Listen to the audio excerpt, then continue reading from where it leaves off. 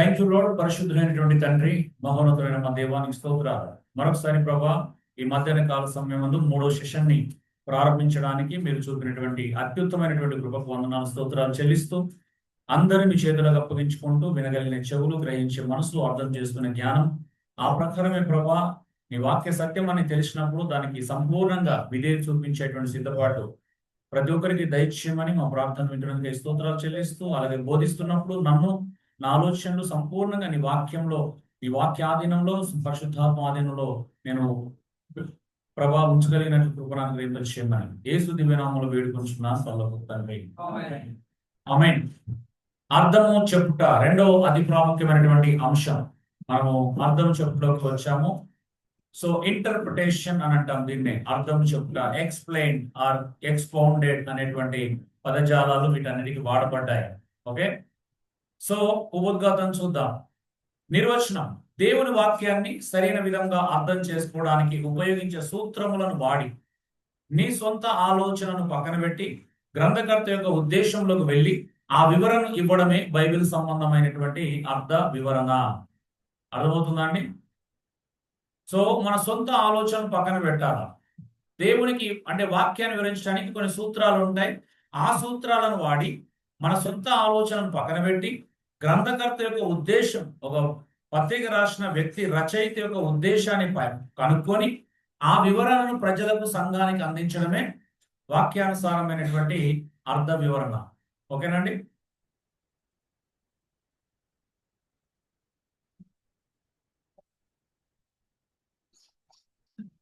అంతిమ గురి నా ఆలోచనలు చెప్పడం కాదు కానీ రచయిత యొక్క మరియు దేవుని యొక్క ఉద్దేశాలను కనుగొనడం. బోధించేవాడు, ప్రకటించేవాడు, పాస్టర్గా ఉన్న వ్యక్తి, బోధకునిగా ఉన్నటువంటి వ్యక్తి యొక్క లక్ష్యం ఏమై ఉండాలి అని అంటే మన సొంత ఆలోచనలు ప్రజలకు చెప్పడం కాదు కానీ బైబిల్లో చదివినటువంటి వాక్య భాగం వెనుకాల ఉన్నటువంటి రచయిత యొక్క ఉద్దేశాన్ని, రాసిన వ్యక్తి యొక్క ఉద్దేశాన్ని, చెప్పిన వ్యక్తి యొక్క ఉద్దేశాన్ని కనుగొని ఆ ఉద్దేశాలను మాత్రమే సంఘానికి ఎప్పుడు నేర్పించాలి. సో ఇక్కడ పెద్ద ప్రాబ్లం ఏంటి తెలుసా అండి? మన మైండే పెద్ద ప్రాబ్లం. అవునా? సత్యమైనటువంటి వాక్యాన్ని, సత్యమైన వివరణను అందించకుండా ఉండడానికి పెద్ద ప్రాబ్లం, పెద్ద సమస్య ఏదైనా ఉందంటే మన మైండ్ సెట్. మన మైండ్ సెట్ చాలా ప్రమాదకరమైంది. అది రకరకాలుగా ఆలోచిస్తూ ఉంటుంది. అది తప్పుడు ఉద్దేశాలను, తప్పుడు ఆలోచనలను ప్రజలకు అందించేలాగా మనల్ని సిద్ధపరుస్తుంది. అమాయకంగానో, అజ్ఞానంగానో, అవివేకంగానో ఏదో ఒక సందర్భంలో మనం తప్పులు చేస్తూనే ఉంటాం. అందుకే లేఖనాలు మన మైండ్ కావాలా కదా? మన మైండ్ లో లేఖనాలు పెట్టుకోవడం కాదు, అసలు లేఖనాలే మన మైండ్ అయితే ఇంకా అద్భుతంగా మనం సమాజానికి నేర్పించగలుగుతాం. హెచ్చరిక: ఆయన మాటలను, ఆజ్ఞలను ఏమి కలపకూడదు, ఏమీ తీసివేయకూడదు. కొంత వేసి కొంత తీయకూడదు. అవునా? కొంత తీసి కొంత వేయకూడదు. మన సొంత ఆలోచనలు కలపడం కానీ లేకపోతే వాక్యంలో ఉన్న సత్యాన్ని తీసివేయడం కానీ చేయకూడదు. ఎందుకంటే దోషి అయ్యే ప్రమాదం ఉంది.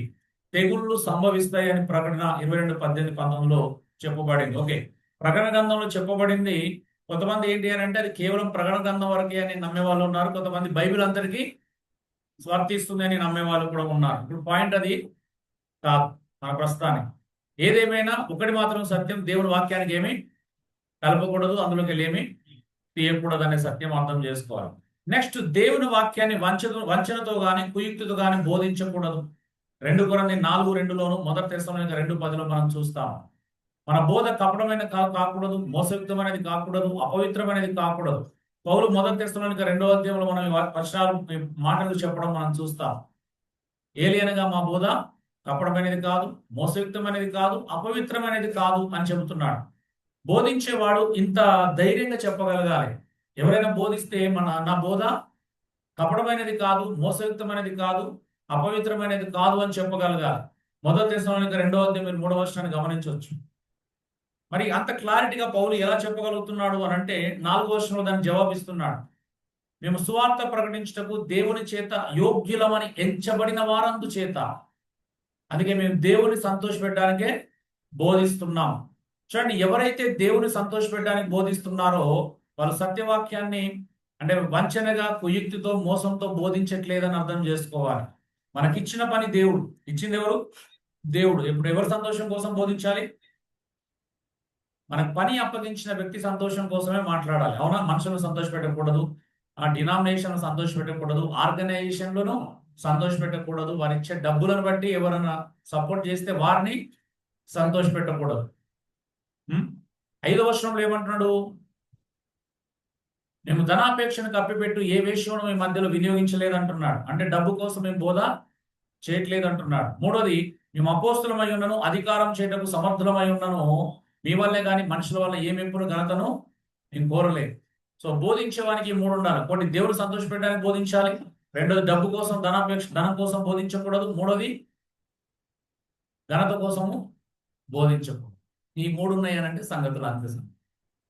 సో దేవుని వాక్యాన్ని సరిగా విభజించి బోధించాలని 2 తిమోతిలో మనం చూస్తా ఉన్నాం. పౌలు తిమోతికి చెప్తూ సత్యవాక్యాన్ని సరిగా విభజించి బోధించాలి. కలగురగంప చేయకండి, అన్ని కలపకండి, మిక్స్ కొట్టకండి. అవునా? చాలా మంది దగ్గర మిక్సీలు ఎక్కువ ఉన్నాయి అనుకుంటా, అందుకే పాస్టర్లు అందరూ మిక్స్ కొడుతూ ఉంటారు. అక్కడ వర్షం ఇక్కడ వర్షం తీసుకొచ్చి మిక్స్ కొట్టేయాలి, కొత్త వర్షం వస్తాం. అవునా? అలా చేయకండి. సో తప్పుడు బోధకులు మనలోనే ఉంటారు కాబట్టి జాగ్రత్త ఎక్కువ. అవునా? ఎఫెసు సంఘ పెద్దలతో పౌలు మాట్లాడుతూ మందను కనికరింపని తప్పుడు బోధకులు మీరుండే బయలుదేరుతారు కాబట్టి జాగ్రత్త. ఇవన్నీ హెచ్చరికలు. విద్యావిహీనులు, అస్థిరులు త్వరగా అపార్థం చేసుకుంటారు. వాళ్ళు అపార్థం చేసుకుంటున్నారని మనం బోధించడం మానకూడదు. అవునండి? మన బోధ మనం చేయాలి. దేవుడు మనకు అప్పగించిన బాధ్యత మనం నిర్వర్తించాలి. విద్యావిహీనులు, అస్థిరులు తమ స్వకీయ నాశనానికి ఖచ్చితంగా బోధన అపార్థం చేసుకునే వాళ్ళు ఉంటారు కాబట్టి బోధించకూడదని పేతురు చెప్పట్లా. మనం ఎంత జ్ఞానంతో బోధించినా వాళ్ళు అపార్థము చేసుకుంటారు అనేది పాయింట్.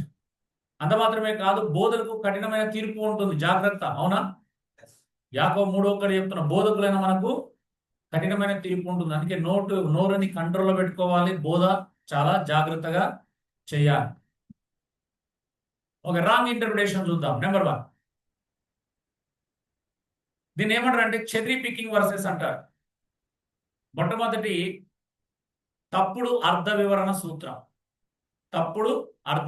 సూత్రం. చెర్రీ పికింగ్ వర్సెస్ అంటారు. అంటే మనకిష్టమైన వాక్యాలను ఎంచుకోవడం అన్నమాట. ఏంటిది? మనకి ఇష్టమైన వాక్యాలను ఎంచుకోవడం.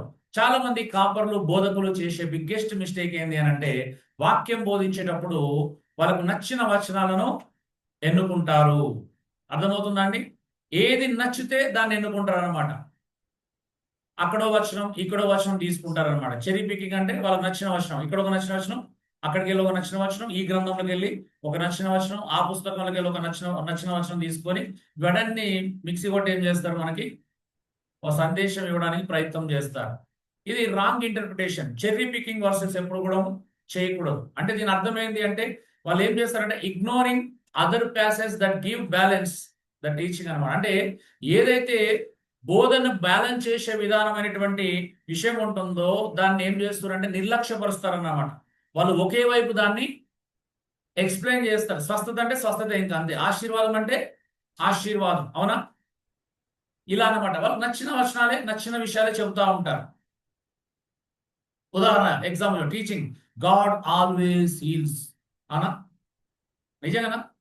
దేవుడు అన్ని వేళలో స్వస్థపరుస్తాడా? అందరిని స్వస్థపరుస్తాడా? ప్రతి రోగాన్ని స్వస్థపరుస్తాడా? నో. చూడండి, చాలా మంది ప్రొక్లెయిమ్ చేస్తున్నారు ఖచ్చితంగా దేవుడు స్వస్థతను ఖచ్చితంగా ఇస్తాడు అని. అవునా? బైబిల్ అని చెప్తుందండి అలాగా.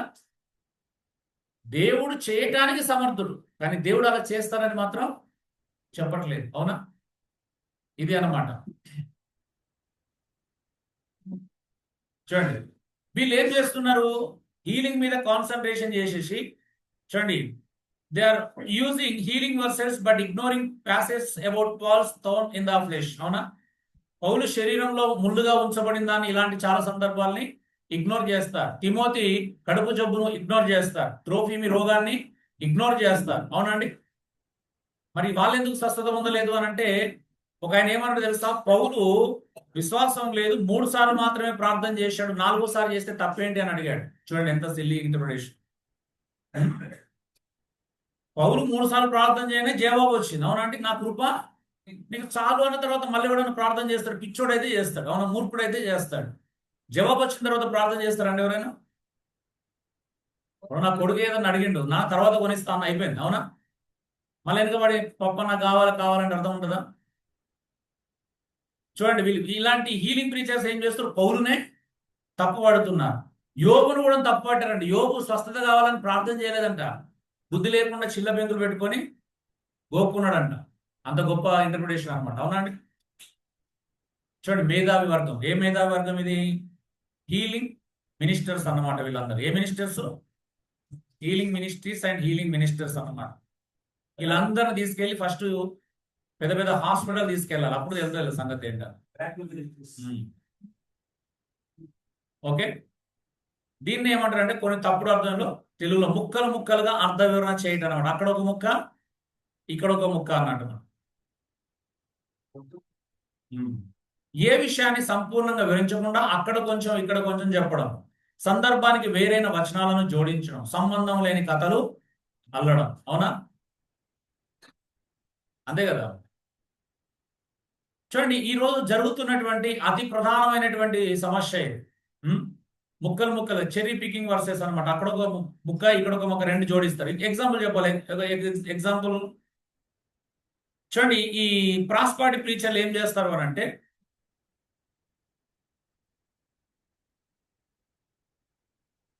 దేవుడు విద్వాన్ ఉపమానంలో ఒక సందర్భం చెప్పాడు. ఏంటిది?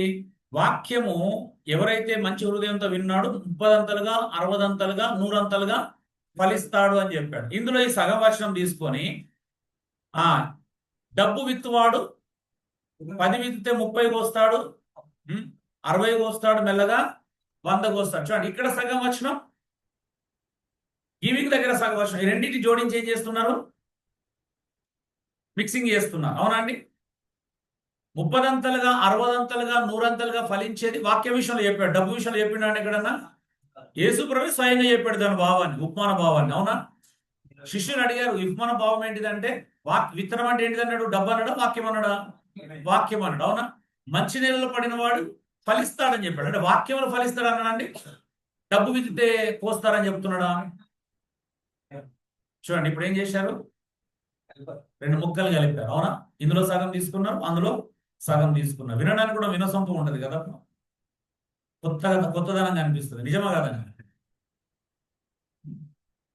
ఇలా అన్నమాట మర్మాలు. ఏనుగురు గురించి వివరించినట్లుగా వివరించడం అనమాట. చూడండి, 5 కళ్ళ గంతలు కట్టుకొని ఫ్రెండ్స్ ఏనుగును స్టడీ చేయడానికి వెళ్ళారు. ఏనుగు ఎలా ఉంటుందో చూడడానికి వెళ్ళారు. 5 మనుషులు, ఒక్కరు కాదు, మరి 5 వచ్చారు. 5 పరీక్షించారు, ఇంటికి వచ్చారు. చెప్పండి, నువ్వు ఏనుగు ఎలా ఉంటుందో చెప్పు అని అడగడం ప్రారంభించారు. ఒకడన్నాడు, ఏనుగు పెద్ద గొట్టంలాగా ఉందన్నాడు. ఎవడు? తొండం పట్టుకున్నాడు. ఇంకోని కోపం వచ్చింది, అరే పిచ్చి పట్టిందా నీకు? ఏనుగు ఎలా ఉందో తెలుసా? పెద్ద చాటలాగా ఉందిరా అన్నాడు. చెవు పట్టుకున్నాడు. ఇంకోడు అన్నాడు, నీకు నిజంగా బుర్ర లేదురా, ఏనుగో పెద్ద స్తంభంలా ఉన్నా అన్నాడు. ఎవరు? కాలు పట్టుకున్నాడు. ఇంకో లేచినాడు, మీకు అసలు బుద్ధి ఉందారా? నేను చూసిన దాన్ని తడిమి మీద అడిగి చూసినా ఏనుగు ఒక పాములా ఉన్నది అన్నాడంట. ఎవడు? పట్టుకున్నాడు. ఇక అందరికంటే తావరదూరు లేచాడు సీరియస్ గా. అరే, నేను ఇచ్చనెక్కి మరి చూసినది చిన్నగా లేదు, మీరు చెప్పేటి అన్ని చిన్న చిన్నగా ఉన్నాయి, ఏనుగు కొండలాగా ఉంది అన్నాడు అంటారు. ఎవడు? బాడీ అంతా పట్టుకుంది. ఇలాగా వచనంలో ఒక ముక్క పట్టుకొని ఈయన ఒకటి చెప్తాడు. అవునా? ఒక ముక్క పట్టుకొని ఇంకొకటి చెప్తాడు. అదే ముక్క పట్టుకొని అందులో సగం ముక్క పట్టుకొని మరొకైనా మరొకటి చెప్తాడు. 5 ఒకే ముక్క ఒకే వాక్యంలో ఒక్కొక్కరు ఒక ముక్క తీసుకుంటారు. అవునా అండి? ఆ ముక్కలు పట్టుకొని ఇక సంఘానికి రుద్దేదే, నాది రైట్ అంటే నాది రైట్, అవును, ఆయన తప్పంటే ఆయన తప్పు, నేనే రైట్. ఇలా ఉంటది అనమాట పరిస్థితి. అరే పిచ్చోళ్ళారా, ఏనుగంటే అది కలిపితేనే ఏనుగు. అవునా? ఒక్కొక్కడు ఒక్కొక్క దాన్ని పట్టుకున్నాడు, ముక్కలు పట్టుకున్నారు. అవునా అండి? మొత్తం పట్టుకున్నారా? ముక్కలు పట్టుకున్నారా? మొత్తం పట్టుకుంటే సమస్య రాదు, ముక్కలు పట్టుకుంటేనే సమస్య. అవునా? అందుకే చూడండి, కల్స్ అన్ని కూడా ముక్కలు పట్టుకోవడం ద్వారా ఏర్పడినాయి. తెలుసా మీకు? అంతే కదా. మీరు చూడండి, ఒక సెవెంత్ డే అడ్వెంటిస్ట్ ఏం పట్టుకుంటాడు బైబిల్లో? శనివారం అనే పదమే కాన్సన్ట్రేట్, మిగతాన్ని పట్టించుకుంటాడు. అవునా? యేసుక్రీస్తును అనుసరించే వాళ్ళు ఏం చేస్తారు? క్రీస్తు అనుచరులు కేవలం క్రీస్తుని గురించిన వచనాలే స్టడీ చేస్తారు. యెహోవా సాక్షులు కేవలం యెహోవా మీద ఫోకస్ పెడతారు. అవునా అండి? ఇలాగా తల్లి సంఘం వాళ్ళు బైబిల్ అంతా తల్లి తల్లి అని మాటలు ఎక్కడ ఉన్నాయి అవన్నీ తల్లి ముక్కలు ఏరుకుంటారు. అవునా? నువ్వు ఏరుకోవాలి ఇప్పుడు. సో ఇలాగా ఎవరికి నచ్చిన ముక్కలు ఏరుకొని ఒక కొత్త బోధని తయారు చేస్తారు. నిజమా కాదండి? ఈ మధ్యలో కొన్ని పాత నిబంధన బోధకులు అంటే ఇజ్రాయలైట్స్ యూదా మత సంబంధమైన బోధకులు కూడా స్టార్ట్ అయినాయి వరంగల్ లాంటి కొన్ని ప్రాంతాలలో. ఇప్పుడు కూడా వాడు 50 ఏళ్ళున్నా 70 ఏళ్ళున్నా సర్కంసిజన్ చేపిస్తున్నారు మనం పాత నిబంధన ఫాలో కావాలని. చూడండి, ఎవరికి నచ్చిన ముక్క పట్టుకొని వెళ్తే ఇంకా అర్థం ఏముంటది? మీరే చెప్పాలా?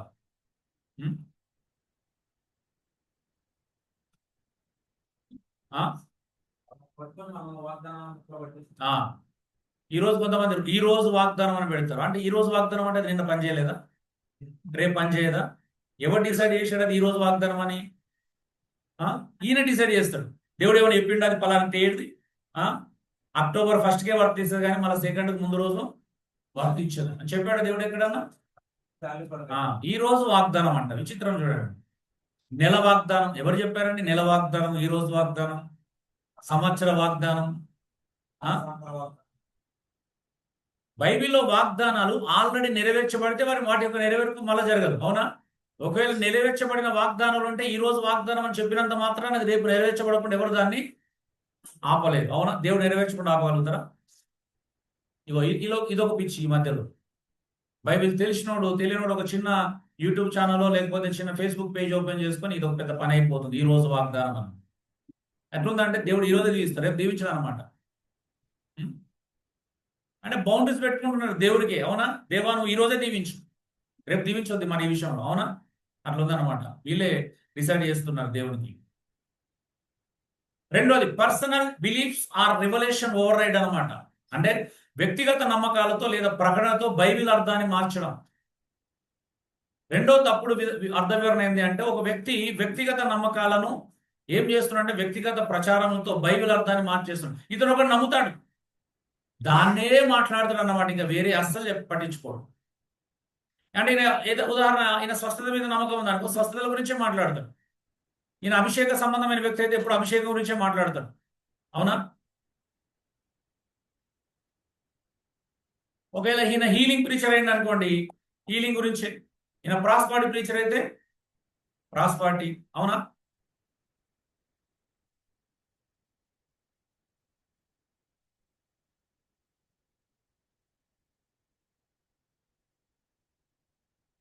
అంతే కదండి?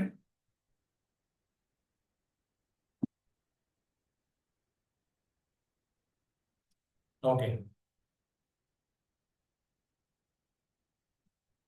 మరి దీన్ని ఎలా చెప్తారు? Claiming God told me to replace and clear scripture meaning అని. చూడండి, ఇలా చెప్పే వాళ్ళందరూ కూడా ఏదో ఒక సందర్భంలో, అన్ని సందర్భాలలో ఒక రకంగా చెప్పాలంటే వాక్యానికి కాంట్రడిక్షన్ చేస్తూ ఉంటారు అనమాట. అవునా? బైబిల్ సత్యాలను ఏం చేస్తారు? కాంట్రడిక్ట్ చేస్తూ ఉంటారు, వ్యతిరేకంగా చేస్తూ ఉంటారు. అంటే దీని అర్థం ఏంటి? వ్యక్తిగత నమ్మకాలను నిరూపించుకుంటూ లేఖనాలను వాడడం అనమాట. దీని ఏమంటారు?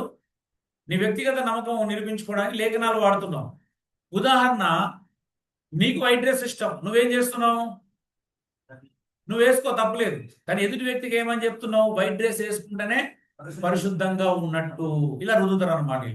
రైట్ అయినా మరి అది నీ వ్యక్తిగత నమ్మకం ఉంటే నువ్వు పాటించు, కానీ రుద్దద్దు, ఇతరులకి రుద్దకూడదు.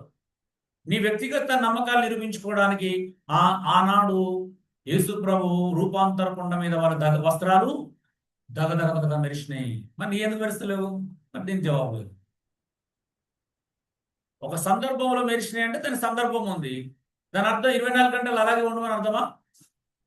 మరి అక్కడ మెరుగుపడిన వాళ్ళు 24 గంటలు పేతురు, యోహాను వీళ్ళందరి వస్త్రాలు, యేసుప్రభు వస్త్రాలు అలాగే మెరిసినాయా? సరే, అక్కడ క్షమించారు. పేతురు, యేసుప్రభు కానీ మోషే కానీ వీళ్ళందరూ అక్కడ మళ్ళీ కనిపిస్తున్నారు. వాళ్ళు యేసు తర్వాత దిగొచ్చిన తర్వాత అలాగే మెరుచుకుంటూ కనిపించినాయా? లేదు. చూడండి, ఇలా అసందర్భంగా లేఖనాలు వాడతారు అన్నమాట. ప్రకటన గ్రంథంలో తెల్లని వస్త్రములు నీకు తొడగనిస్తాను అంటే ఆయన ఇస్తాడు, ఆయన ఇచ్చినప్పుడు వేసుకో, తప్పేముంది? అది పరలోకంలో అన్నాడు, భూమి మీద కాదు. అవునా? పరలోకానికి వెళ్తే ఆయన ఇస్తే వేసుకుందాం, దానికి ఏముంది? ఇక్కడ ఎందుకు దాన్ని ఆర్గ్యుమెంట్ చేయాలా? అవునా? ఇక్కడ ఎందుకు దానికి రుద్దాలా? ఓపిక పట్టు, పరలోకి వెళ్ళేదాకా ఆయన ఇష్టంప్పుడు వేసుకుందాం. ఏమంటారండి? ఆ? ఆ. కొంతమంది వివాహం నిషేధిస్తాడు. పౌలేమన్నాడు? నా వల్ల ఉండటం పురుషునికి మేలు అన్నాడు. పెళ్లి కాని వారితో అని చెప్పి నా వల్ల ఉండమన్నాడు. పెళ్లి కాని వారితో, పురుషులు కాదు క్షమించాలా, పెళ్లి కాని వారందరూ దాన్ని తీసుకొని పెళ్లి చేసుకోవద్దని బోధిస్తున్నారు. అవునా? పైన ఒక వర్షం ఉంటది కదా, పెళ్లి అయిన వాడు భార్యను ఎలా సంతోష పెట్టాలని చూస్తున్నాడు, పెళ్లి అయిన స్త్రీ భర్తను ఎలా సంతోష పెట్టాలని చూస్తున్నాడు. పెళ్లి కాని వాడు, పెళ్లి కాని స్త్రీ దేవుణ్ణి ఎలా సంతోష పెట్టాలని చూస్తున్నారు. కాబట్టి పెళ్లి చేసుకోకపోతే దేవుని ఎక్కువగా సంతోష పెట్టొచ్చు అని అంటున్నారు. నిజమేనా? ఆ లేఖనం భావం అదేనా? ఇలా ఎవరికి నచ్చిన ఇంటర్ప్రిటేషన్ వాళ్ళు. అవునా? ఇది వీళ్ళ వ్యక్తిగత నమ్మకం. అవునా అండి? బైబిల్ నమ్మకం అది. అంటే ఇప్పుడు పేదరు పెళ్లి చేసుకున్నాడు, పేదరు కంటే వీళ్ళు గొప్ప సేవ చేస్తారు పెళ్లి చేసుకోకుండా? చెప్పాలి ఇప్పుడు దాన్ని. అవునా? పేదరు పెళ్ళి అయిందా లేదా? భార్య ఉందా పేదరికి? భార్యను వెంట పెట్టుకునే సేవకి వెళ్ళింది. మరి పేదరు కంటే గొప్ప సేవ చేస్తారు ఈ పెళ్లి కాని వాళ్ళందరూ? నెవర్. ఇగో ఇదే అనమాట. బైబిల్లో ఏ సందర్భంలో వాడబడింది అనేది మనం చూడం. పేతురు పౌలు రాస్తున్న సందర్భం ఏంటిది? అక్కడ భయంకరమైన పరిస్థితులు ఉన్నాయి, ఆ టైంలో పెళ్లి చేసుకోవాల్సిన అవసరం లేదు అన్నాడు. అవునండి? ఇప్పుడు కరోనా వచ్చింది, అందరికి రోగాలు వస్తున్నాయి, ఈ టైంలో పెళ్లి చేసుకోవడం బెటర్. అయినా పెళ్లి చేసుకున్న పాపము కాదు అన్నాడు అనుకో పౌలు. దాన్ని ఎలా తీసుకోవాలా? కరోనా టైంలో పెళ్లి చేసుకోవడం పాపం కాదు, కానీ పెళ్లి చేసుకుంటే ఏముంటాయి? శ్రమలు ఉంటాయి. కొన్ని అధికమైన నార్మల్ డేస్ల కంటే కరోనా టైంలో కొన్ని ఎక్కువ శ్రమలు ఉంటాయి. అవునా? కష్టాలు ఉంటాయి. పౌలు అలాంటి సందర్భంలో, ఒక శ్రమల సందర్భంలో, ఒక భయంకర పరిశుషన్ సందర్భంలో, ఒక ప్రమాదకరమైన స్థితిలో ఆ మాట చెప్పాడు. శారీరక అనవసరమైన శ్రమలు వస్తాయి, అంతే కదా? మీరు ఆ శ్రమలు ఎదుర్కోవాల్సిన అవసరం లేదు, శ్రమలు వద్దనే ఉద్దేశంతో చెప్పాడు. అవునా? అయినా ఒకవేళ చేసుకుంటా అంటే మీ ఇష్టం, పాపం అయితే కాదు అన్నాడు. అంతేగాని మీరు పెళ్లి చేసుకోకుండా ఉంటేనే మంచిదని చెప్పలేదు. ఉదాహరణ, మీరు దీనిని ఏదని నమ్మితే అదే నమ్మిస్తారు. అవునా అండి? ఇదేంటి చెప్పండి?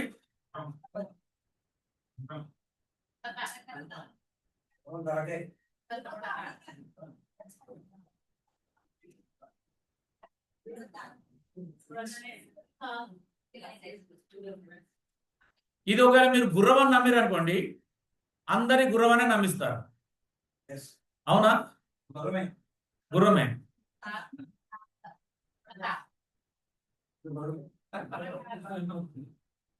సో ఇది ఎందుకు చూపిస్తున్నాను? మీరు ఏం నమ్మితే అదే బోధిస్తారని. అవునా? వాస్తవానికి ఇదేంటి తెలుసా? ఇది ఉడత, గుర్రం కాదు.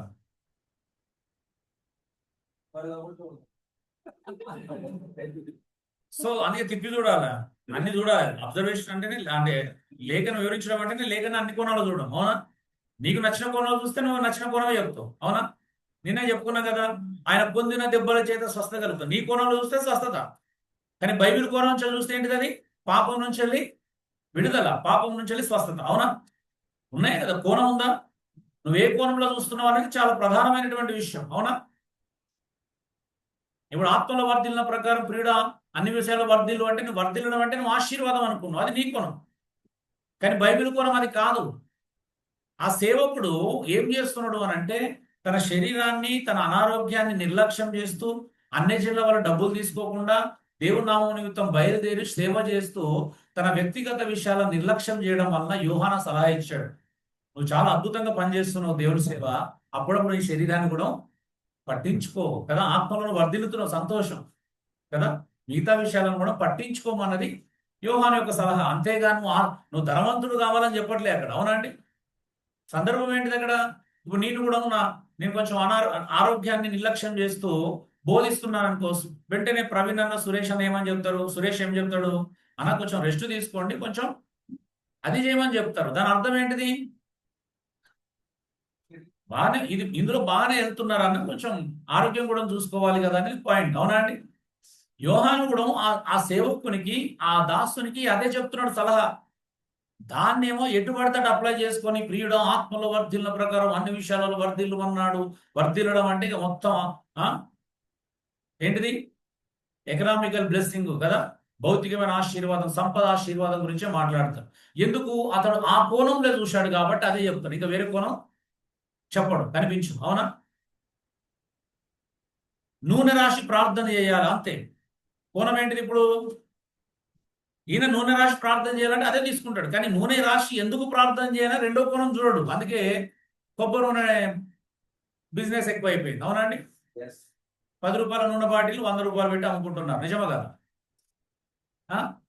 కానీ నూనె ఎందుకు రాయాలి అని తెలియదు. అది ఏ నూనె అనేది కూడా అవసరం లేదు వీళ్ళకి. ఏమన్నా బైబిల్లో వాడబడింది ఒలివల నూనె, కొబ్బరి నూనె అసలే కాదు. అవునా? మరేంటిది? నువ్వు అలివ్ ఆయిల్ ఏమైనా చేస్తున్నావు? చూడండి, ఇలా ఇలా దుర్మార్గ పనులు ఇలా ఉంటాయి అన్నమాట. ఎందుకు? చూడాలనుకున్న కోణమే చూశాడు. అవునా? రెండో కోణం చూడట్లేదు, చెప్పాలనుకున్నది చెప్పడం అనమాట. చిన్నప్పుడు ఒక స్టోరీ ఉంటుంది తెలుసా? ఏంటిది? తెలుగు మాస్టారు ఒక వ్యాసం రాయమని చెప్పాడు. ఏం వ్యాసం? బస్సు వ్యాసం రాయమన్నా. బస్సు వ్యాసం రాయమంటే అందరు రాశారు. అందులో ఒకటి రాశాడు బస్సు వ్యాసం. ఏమని? మనకు అప్పుడప్పుడు సెలవులు, స్కూల్ వాళ్ళు సెలవులు ఇస్తారు. సెలవులు ఇచ్చినప్పుడు మనము అమ్మమ్మ వాళ్ళ ఇంటికో నానమ్మ అమ్మ వాళ్ళ ఇంటికి మనము ఊరెళ్తాం. ఊరెళ్ళేటప్పుడు మనం బస్సులో ప్రయాణం చేస్తాం. ఒక బస్సులో ప్రయాణం చేస్తున్నప్పుడు బస్సుకి కిటికీలు ఉంటాయి. విండోస్ తీసి మనం బయటికి చూడగానే బయట పచ్చిక మైదానాలు కనిపిస్తాయి. పచ్చిక మైదానాల్లో ఒక ఆవు గడ్డి వేస్తూ కనిపిస్తూ ఉంటది. ఆవు ఏం చేస్తుంది? పేడ వేస్తుంది. ఆవు పాలిస్తుంది. ఆవు ఇది చేస్తుంది అని రాస్తారు అన్నమాట ఈ వ్యక్తి. అరే వీడు ఇలా రాసిండేమని మళ్ళీ రైలు మీద రాయమంటే సేమ్ అదే. రైల్లో ప్రయాణం చేస్తున్నప్పుడు రైలు పక్కన మనకి ఏముంటాయి? విండోస్ ఉంటాయి, కిటికీలు ఉంటాయి. కిటికీ తీసి ఓపెన్ చేయగానే ఏం కనిపిస్తుంది? పచ్చిక మైదానం కనిపిస్తాయి, పొలాలు కనిపిస్తాయి. పొలాలు ఏముంటాయి? ఆవులు గడ్డి వేస్తాయి, ఆవు పాలిస్తుంది. దీనికి ఇంకే ఇల్లు గురించి రాయమంటే అంతే. ఒక దగ్గర ఒక ఇల్లు ఉంది, ఆ ఇంట్లోకి వెళ్ళి నేను అటు ఇటు తిరుగుతూ కిటికీ దగ్గరికి వెళ్ళాను. కిటికీ తెరిచి చూడగానే నాకు మైదానం కనిపించింది. ఆ మైదానంలో దూరంలో కొన్ని ఆవులు గడ్డి వేస్తున్నాయి. ఆవు పాలిస్తుంది, ఆవు పేడేస్తుంది. ఇదన్నమాట. అంటే వానికి ఆవు వ్యాసం తప్పించి ఏ వ్యాసం రాదు. ఇక నువ్వు ఏ వ్యాసం రాయమన్నా వాడు ఆవు వ్యాసమే రాస్తాడనమాట. వీళ్ళు కూడా అంతే. నువ్వు వీళ్ళకి ఏదన్నా నీ సబ్జెక్ట్ ఎక్కడికి పోతుంది అది? ఒకవేళ ప్రాస్పాటి ప్రీచర్ అయిందంటే వ్యాసం ఎక్కడ చెప్తాడు? ఏ సబ్జెక్ట్ అని ఎన్నుకొని బైబిల్ ఏ వర్షం అని తీసుకొని ఎక్కడ ముగిస్తాడు? ఆశీర్వాదం దగ్గర ముగిస్తాడు. అతను ప్రాస్పాటి ప్రీచర్ అయితే ఆస్వాదం దగ్గర, ఒకవేళ హీలింగ్ ప్రీచర్ అయితే స్వస్థ దగ్గర ముగిస్తాడు. అవునా? ఒకవేళ అభిషేకం పిచ్చుంటే నూనె కనిపించినా, గాలి కనిపించినా, బైబిల్లో అగ్ని కనిపించినా ఏమంటాడు? అభిషేకం అంటాడు. అవునా అండి? అప్పుడు ఒకవేళ అగ్ని కనిపిస్తుంది, నరకమైన అగ్ని అయినా కూడా ఆయన ఏం తీసుకుంటాడు? అగ్ని అంటే ఊగానే అభిషేకం, నరకం అనే అభిషేకమే తీసుకుంటాడు. నరకం దగ్గర కూడా అగ్ని అంటే దృష్టిలో ఊగడమే. అవునా? ఇలాగా నువ్వు నమ్మింది చెప్పడానికి ప్రయత్నం చేస్తున్నావు. నీ సొంత నమ్మకాలను ప్రజలకు రుద్దడానికి ప్రయత్నం చేస్తున్నావు. చూడండి, ఒక విచిత్రమైన విషయం మీకు పెట్టిన దానిలో చూశారో లేదో, ఒక ఆయన కయ్యని హేబేలు కథ తీసుకొని కూడా దశంభాగం గురించి మాట్లాడి, ఆయన ఎవరు? దశంభాగం స్పీకర్ అనమాట.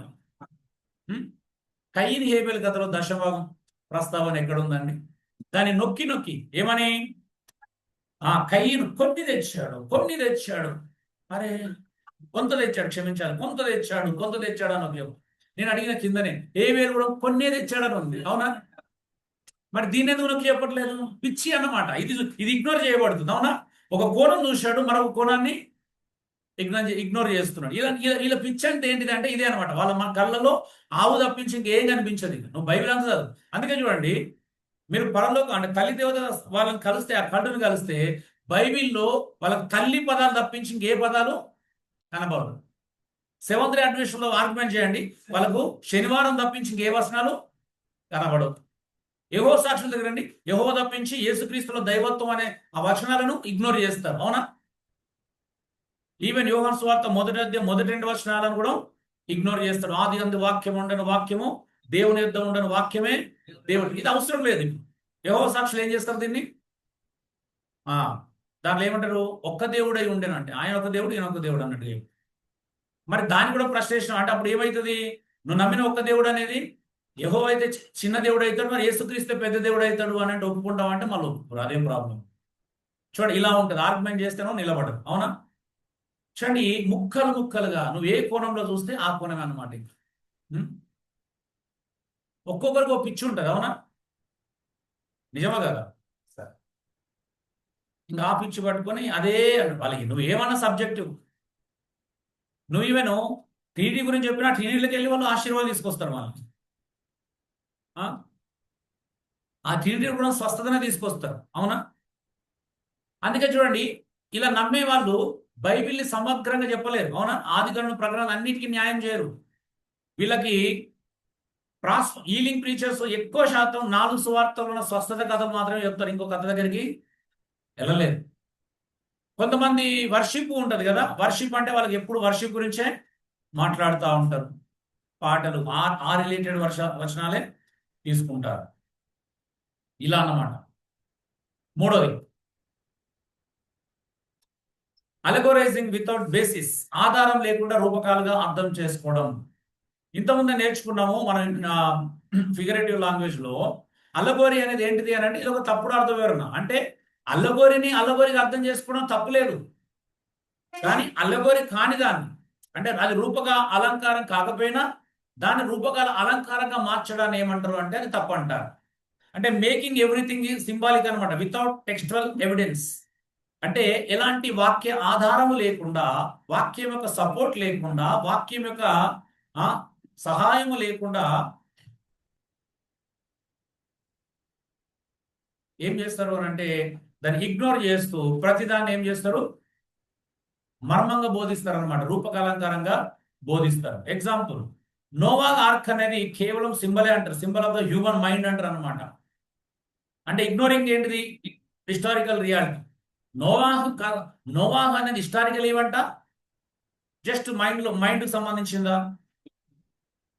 హిస్టారికల్ ఈవెంట్ అది. అవునా? సో దాన్ని కూడా వీళ్ళు ఏం చేస్తారు, అలగోరిగా మారుస్తారు అనమాట. కొంతమంది పాత నిబంధనలో ప్రత్యక్ష గుడారంలో జరిగిన వాటిని ఎక్కువగా అలగోరిగా మాట్లాడతారు. అవునా అండి? ఉం?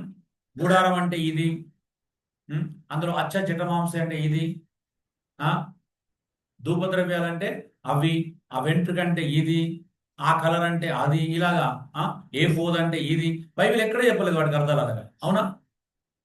అంటే అక్కడ రియల్ గా అమర్చబడినటువంటి కొన్ని వస్తువులను ఏం చేస్తారంటే కొన్ని కలర్లకి అలగోరికల్ గా ఏం చేస్తారంటే రూపకలంకారంగా అర్థం ఇవ్వడానికి ప్రయత్నం చేస్తూ ఉంటారు. అది మర్మం అనిపిస్తుంది వాళ్ళకి అలా చెప్తుంటే. ఉం? అంటే అర్థం ఏంటిది, వీళ్ళు హిస్టారికల్ విషయాలను కూడా, ప్రాక్టికల్ విషయాలు, కళ్ళ ముందు జరిగినటువంటి లిటరల్ విషయాలను కూడా ఏం చేస్తారు అని అంటే ఉపమాన రీతిగా బోధిస్తారనమాట. ఉదాహరణ చూద్దాం, కట్టబడిన గాడిద పిల్ల. మీ అందరూ తెలుసు, మార్చి ఏప్రిల్ టైంలో రాగానే అందరూ ఇదే కథ పట్టుకుంటారు. అవునా? కట్టబడిన గాడిద పిల్ల కథలు చెప్తా ఉంటాం. నిజమేనా? ఎందుకు చెప్తారు? మా స్థానిక సంఘంలో ఒక రోజు ఒక ఇన్సిడెంట్ జరిగింది, చెప్తాను వినండి శ్రద్ధగా. చాలా ఇంపార్టెంట్ ఇది. మా పాస్టర్ గారు నాకు మెసేజ్ పెట్టారు వాట్సాప్లో, ఏమని, ఈరోజు గెస్ట్ స్పీకర్లు వస్తున్నారు, మనం సమయం వాళ్ళకే ఇద్దాం. ఈరోజు నువ్వు జస్ట్ లీడ్ చేయగాని, ఈరోజు నువ్వు వాక్యం పంచుకోకు. 2 సెషన్స్ ఉంటాయి ఈరోజు. మార్నింగ్ ఫస్ట్ సెషన్లో ఒక ఆయన వస్తాడు, ఆయన సాక్ష్యం చెప్తాడు. సెకండ్ సెషన్లో వాక్యం చెప్తాడు అన్నాడు. సరే మంచిదని వెళ్ళి కూర్చున్నాం. వచ్చారు, స్టార్ట్ చేసి ఏమని ఈ వచనం చదివించాడు. మత్తయి 21:2, లూకా 19:30. కట్టబడిన గాడిద పిల్ల గురించి చదివించాడు. చదివించి ఏం చేశాడు అని అంటే స్టార్ట్ చేశాడు ఆయన. నేను ఒక ఊరికి వెళ్ళాను, అక్కడ ఒక వ్యక్తి జ్వరంతో బాధపడుతున్నాడు అన్నాడు. మరొక ఊరికి వెళ్ళాను, అక్కడ ఒక వ్యక్తి దయ్యం చేత పీడించబడుతున్నాడు అన్నాడు. ఫస్ట్ ఏమని మాట్లాడంటే, ఎలా స్టార్ట్ చేశాడు సార్, క్షమించాలి, ఎలా స్టార్ట్ చేశాడంటే, ఎవడైనా గాడిదను ప్రేమిస్తారా? ఎవడైనా గాడిదను పెంచుకుంటాడా? ఎవడైనా గాడిదను సాధు జంతువుగా చూస్తారా? ఎవరైనా గాడిదను ఇష్టపడతారా? ఇలా ప్రారంభించాడు అనమాట. అంటే మొత్తం నెగిటివ్గా, గాడిద అంటే ద్వేషం కలిగేలా ప్రారంభించాడు. అంటే వ్యతిరేకమైన భావజాలాన్ని కలిగేలా మాట్లాడుతూ, మరి ఈ రోజు మీకు ఒక కట్టబడిన గాడిద పిల్ల కథ చెప్తాను అన్నాడు. ఈయన నాకు మెసేజ్ పెట్టింది టెస్ట్ మ్యాన్ చెప్పాడు కాబట్టి నేనేమనుకున్నా తెలుసా, ఇవన్నీ చెప్పి ఫైనల్ గా కట్టబడిన గాడిద పిల్ల నేనే అంటాడేమో, నేనే ఎదురు చూస్తున్నా. టెస్ట్ మ్యాన్ అన్నాడు కదా చెప్పి, అక్కడ ఊర్లో జ్వరంతో బాధపడుతుంది, నేను యేసు నామములో స్వస్థపరిచిన ఆ కట్టబడిన గాడిద పిల్ల ఆమె, నేను ఆమెను జ్వరం నుంచి విడుదల చేసిన, అంటే నేను విప్పేసిన అంటున్నాను. ఒక వ్యక్తి దయ్యంతో పీడించబడుతుంది, అదే కట్టబడిన గాడిద పిల్ల, నేను విప్పాను అని చెప్పేసి మాట్లాడుతున్నాను. ఇలా 4-5 స్టోరీలు చెప్పి అన్ని విప్పినా అనుకుంటూ వచ్చాడు. లంచ్ బ్రేక్ అయింది. మా పాస్ గారు ఏం చేశారు అని అంటే, ఆయన స్పెషల్ భోజనాలు ప్రిపేర్ చేయించారు, నువ్వు రూమ్ లో ఆయనతో పాటు తిను, నేను ఇక్కడ చూసుకుంటాను అంటే నన్ను పర్టికులర్ ఆయన చూసుకోమని పంపించాడు. డైనింగ్ టేబుల్ మీద కూర్చున్నాం, ఆయన తోడుగా వచ్చినటువంటి మరొక వ్యక్తి మాట్లాడుతూ, బ్రదర్ మీకు ఒక చిన్న విషయం చెప్పాలి అన్న. ఏంటి అన్న. బ్రదర్ మీరు కట్టబడిన గాడిద పిల్ల గురించి తెలుసుకున్నారు కదా, తీసుకున్నారు కదా, వాస్తవానికి కట్టబడిన గాడిద పిల్ల బంధకాలు లేదు కదా అన్న. ఫస్ట్ థింగ్, యేసు ప్రభు తెమ్మన్న గాడిద పిల్ల బంధకాల్లో ఉందండి? ఎక్కడ ఉంది? తన ఇంటి యజమాని ఇంట్లో సేఫ్ జోన్ లో ఉంది, అవునా? ఇంటి యజమాని ఇంట్లో సేఫ్ జోన్ లో ఉంది, భద్రంగా ఉంది. యేసు ప్రభు దాన్ని విడిపించడానికి తీసుకురమ్మని, అవునా? ఆయన యెరూషలేం ప్రవేశించాలి కాబట్టి ఒక గాడిద పిల్ల యొక్క అవసరం ఏర్పడింది. అది ప్రవచన నెరవేర్పు కూడా, అవునా? ఆయన దీనుడై సాత్వికుడై గాడిద పిల్ల మీద యెరూషలేంలో ప్రవేశించారు. ఆ ప్రవచన నెరవేర్పు కోసం ఆయనకు ఒక గాడిద పిల్ల అవసరమైంది కాబట్టి తీసుకురమ్మన్నాడు. యజమాని ఎందుకు కనబడితే కూడా చెప్పమన్నాడు, ఈ కారణం అని కదా, ప్రభు అడుగుతున్నాడు అని చెప్పమన్నాడు. అందుకే ఆయన సంతోషంగా ఇచ్చాడు, అవునా? ఇప్పుడు ఈ పని అయిపోయిన తర్వాత గాడిద పిల్ల ఎక్కడికి వెళ్ళింది? మళ్ళీ యజమాని దగ్గరికి వెళ్ళాలి, అవునా? ఇది చెప్పుకుంటూ, బ్రదర్ గాడిద పిల్ల బంధకాలం లేదు. బంధకాలం ఉండడం అంటే ఏంటిది? మన గాడిద, ఒక వ్యక్తి యొక్క గాడిద ఎవరి పొలంలో కన్నా వెళ్ళి గడ్డి మేయడమో పొలంలోని ఏదైనా తింటా ఉంటే ఆ యజమాని దాన్ని బంధిస్తే అది కట్టబడినట్టు, అవునా? యజమాని ఇంట్లో ఉన్నదాన్ని కట్టబడిన గాడిద పిల్ల అని అంటారా? బంధకాల్లో ఉన్న గాడిద పిల్ల కాదు. సో వీళ్ళు ఏం చేస్తున్నారు అంటే, ఇంకా ఇది బంధకాల్లో ఉంది, అన్నిటికీ బంధకాలను విడిపించాము. యేసు ప్రభు గాడిద పిల్లని విడిపించలే, జస్ట్ తన అవసరతను బట్టి వాడుకున్నాడు. ఆ క్షణం కొరకు వాడుకున్నాడు, ఆ గడి కొరకు వాడుకున్నాడు, అంతే. ఇలాగా అల్లగోరికలన్నమాట. అబ్బా ఎన్ని, మీరు చూడండి, కావాలంటే యూట్యూబ్లోకి వెళ్ళి ఇప్పుడే కొట్టి చూడండి, కట్టబడిన గాడిద పిల్ల అని కొట్టి చూడండి, ఎన్ని వందల మెసేజ్లు వస్తాయి నేనే చెప్తాను, మీరు ఆశ్చర్యపోతారు. ఎంతమంది ప్రసంగాలు దీని మీద, కట్టబడిన గాడిద పిల్ల, కట్టబడిన గాడిద పిల్ల అని. ఇక రెండో విషయం చెప్పిన, ఏంటిది? యూదులకు గాడిద అనేది అసహ్యమైన జంతువు కాదు, వాళ్ళకు సాధు జంతువు. మనకు మేకలు, గేదెలు, ఆవులు ఎలా సాధు జంతువులు, యూదులకు గాడిద కూడా అలాంటి జంతువే.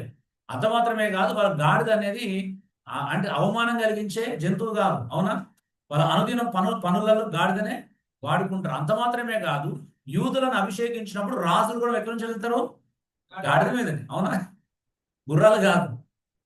కాబట్టి బ్రదర్, అక్కడ లేని మనం ఎప్పుడు చెప్పడానికి ప్రయత్నం చేయకూడదు. అది ఎలా ఉంటుంది అని అంటే, మనం ఒకవేళ ఒక కమ్యూనిటీ అంటే పందులను పెంచుకునే కమ్యూనిటీ దగ్గరికి వెళ్ళినప్పుడు, ఎవరైనా పందిని ప్రేమిస్తాడా, ఎవరైనా పందిని పెంచుకుని తింటాడా, ఇలా మాట్లాడితే ఎలా ఉంటుంది? రైట్ కాదు, అవునా? Cultural context is very important, historical context is also very important, biblical context కూడా ఇంపార్టెంట్. అక్కడ 3 జరిగింది, అవునా? కల్చరల్ కాంటెక్స్ట్ ఉంది, హిస్టారికల్ కాంటెక్స్ట్ ఉంది, బిబ్లికల్. ఏంటిది? ప్రవచనం నెరవేర్పు జరగాలి.